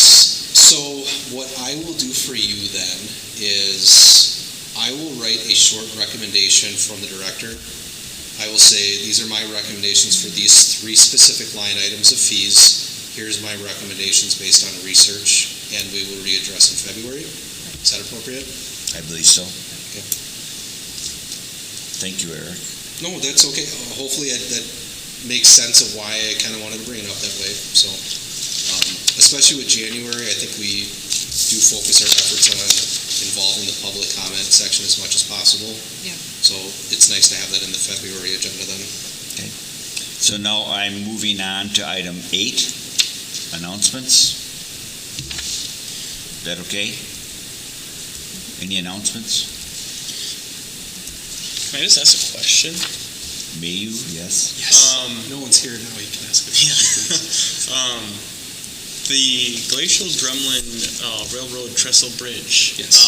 Is that going to be, I know this isn't city business, but you might be in the know. Is that going to be out for a substantial length of time, or are they just doing repairs out there? It is going to be a substantially lengthy project. What the actual completion is right now, they were expecting to be finished by the end of winter of '24. So in place for basically spring season of '24. Whether that happens or not, I'm not quite sure. I'm actually fairly involved in the process just because I am very close contact with the DNR representative that's there. I'm not involved in the capacity of the city, but it is planned to be completed, from my understanding, at the end of winter of '24. Are they repairing the existing bridge or complete? Repairing existing footings. Okay. Now, I believe the actual surface of the bridge may be replaced as well. I think it's really dependent on what the actual structural, how it is comprised structurally. I will say in 2017, when I worked there was substantial damages to the footings of the bridge at that time. So their goal is end of winter. As someone who crosses that bridge a lot on foot, I hope they replace the surface too, because that is in rough shape. Different thing, there's multiple ones that go over Johnson's Creek going eastwards on Glacial Drumlin Trail, 2 of which the rear axles and tires of my tractor went through the bridge as I was driving over it. So there are substantial repairs necessary to some of the bridges. Is there still access to Mud Lake? Not Mud Lake, whatever it's called, south of the bridge? Under the trestle, can you still get down there? I don't know, I'd have to verify. Currently, You're with the saying boats construction, get under there? Yeah. Oh, during construction. yeah, during construction, I don't think so. Okay. I And wouldn't think so. it's now pretty marsh. The marsh is probably at least a thin layer of ice on it. Okay. That's All pretty right. standard. Any other announcements or comments? Moving on to recommendations for future agendas. We have, in February, we want to add the boat and storage fee items ongoing. In January, what I would like to do is either in January or February, come up with a vice chairman decision. Yes? I have a very time-sensitive one that needs to come up in January meeting. Okay. I understand that we do have the public comment during that, but working with Rotary for the pickleball donation, in order for this to be approved, the contracts to be signed with the contractor for this flooring, and to be in place by May, I would have to have this approved during the January meeting for approval at the first February meeting at city council level, of which I can work to facilitate the donation for the flooring for the Rotary pickleball courts. So we need a Parks Board resolution recommending city council approval or acceptance of the donation. Correct. Okay. Yep, Is so it should be more basically of a formality more than anything. They have received their required amount of funds to fund the project. I have dedicated $2,000 of my remaining project funds to that, so I am able to roll over those project funds. So it's going to be $2,000 of city compensation that were delegated to that project, $18,000 fundraised from Rotary. We would just have to accept the donation from Rotary for the flooring at the pickleball courts. But that would have to be approved in January for me to get the flooring in place by May. Is that something you could I can write get a a draft resolution ready for? So I can get a draft resolution for that, and I will also have the completed donation application from Rotary. So that will be new business after public comment and such? Yep, and then honestly, if I have the resolution to you guys, all that kind of stuff within the attached documents in the agenda, if you have any questions, you can ask it during that time, but it should be more of a formality than anything.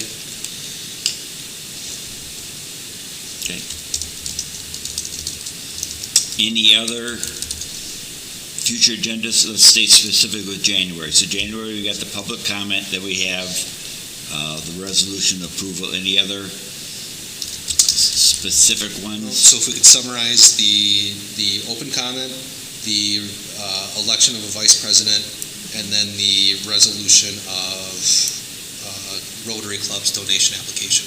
Yes.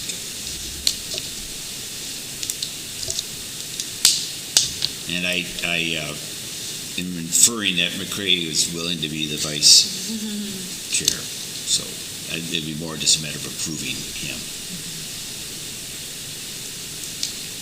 Okay, and then moving on, so February, we got the February, anything specific more besides yours for February? I want to discuss more possible ordinance Oh. with a fee assessment or a fine for leaving your boat stuff. What I can do for that in preparation is I would like to specifically talk with Chief Schroeder, see what his recommendations, and actually I would prefer a recommendation from him, what the pricing should be. Sure. I really don't know. What is a true penalty? I'm not quite sure. What is an appropriate penalty? I don't know. So I will most likely trust his judgment on that, Yeah. and I can reference him. His recommendation will be good, but ultimately it's a cost-benefit analysis to the person leaving their stuff. Is the fee the city's going to charge me cheaper than if I had to take it somewhere in the store? Right. You want the It's- penalty to be greater. It's like the $20 parking ticket Right. is Chicago, like, why wouldn't Yeah. it? it's a $20 parking ticket, I'll pay that to park here. It's that kind of Same mentality. thing, Yes, yeah. yes. But not too expensive that they don't ever call you back and identify themselves. Correct. Yes. And it'd be one thing if I saw it once. Yeah. The second time we've seen it, like I said, I did have the penalty and did start impounding some of them. This year is a whole other level. So, And there's got to be a reason for that, so we need to address it and Yeah. correct. get it Yep, taken care of. exactly. The, any other agenda items? I had one, I just had lost it in the papers. I know what it was. I think in the agenda, they have to come up with some sort of plan of what we hear, what we're going to do with what we hear in January. I think that would be at that meeting, we take in what we hear, and then for future agenda items, if there's stuff that we all want to know more about based on those comments, we Yeah. would make those recommendations at the end of the meeting for the February meeting. Right. So it'd be just comment and next steps or something like that. But I do think we want to have it on there because we have to do something with whatever we're going to hear. And like you said, Catherine, either get more information or say, now that's off the table based on what we heard, or we need to get more input from Cole or Right. whatever. Yeah. I agree, and what I will do for supplemental documents is, I gave you that OPCC. What I can do is I can have this doctored up a little bit, because this is prepared just for Parks Board. I can remove a couple of the options that we're no longer pursuing, like the channel, have this cleaned up a little bit, and have this published along with a link to the Strand study when we publish both the agenda for January 17th, as well as when we do a website link. Are you able to be specific in some of the, where they could find the information in the Strand study? Like you're doing Yeah. tonight? If you could just say here, this is on page 33 of the document. Yep, or- so what I did was, in relation to today's presentation, a couple of the clarifying points that I listed that I think are frequently asked questions is, what are we referencing when we say Mill Pond? What is the 50-foot channel? Mill Pond is the 6.7 acres of water body. The 50-foot channel I showed within that actual drawing. And then pages 55 through 57, I say show specifically the Ferry Drive Bridge. Page 10 lists economic gains for downtown businesses. I can do a small little synopsis like Yeah, I that. think that's good for people that are reading it so they have a connection. So that They you aren't can going to go through eliminate- that, they aren't going to go through all those pages. You can cut out 30 pages of cross-section data. Yeah. For some people that it's not relevant to. No. Yes, I can do that. That'll be fine. Okay. I will get the initial paragraph out tomorrow, and as early as possible, hopefully next week, I can get this document updated and onto the city website with the same language you sent me. Yes, I think Catherine Frederick was great. I just sent it to you. Sweet. So, any other items before we adjourn? I see that meeting is still recorded. Do we turn that off or how I is have to. You have to, okay. So, all right, I would say at 7:47, the meeting is adjourned.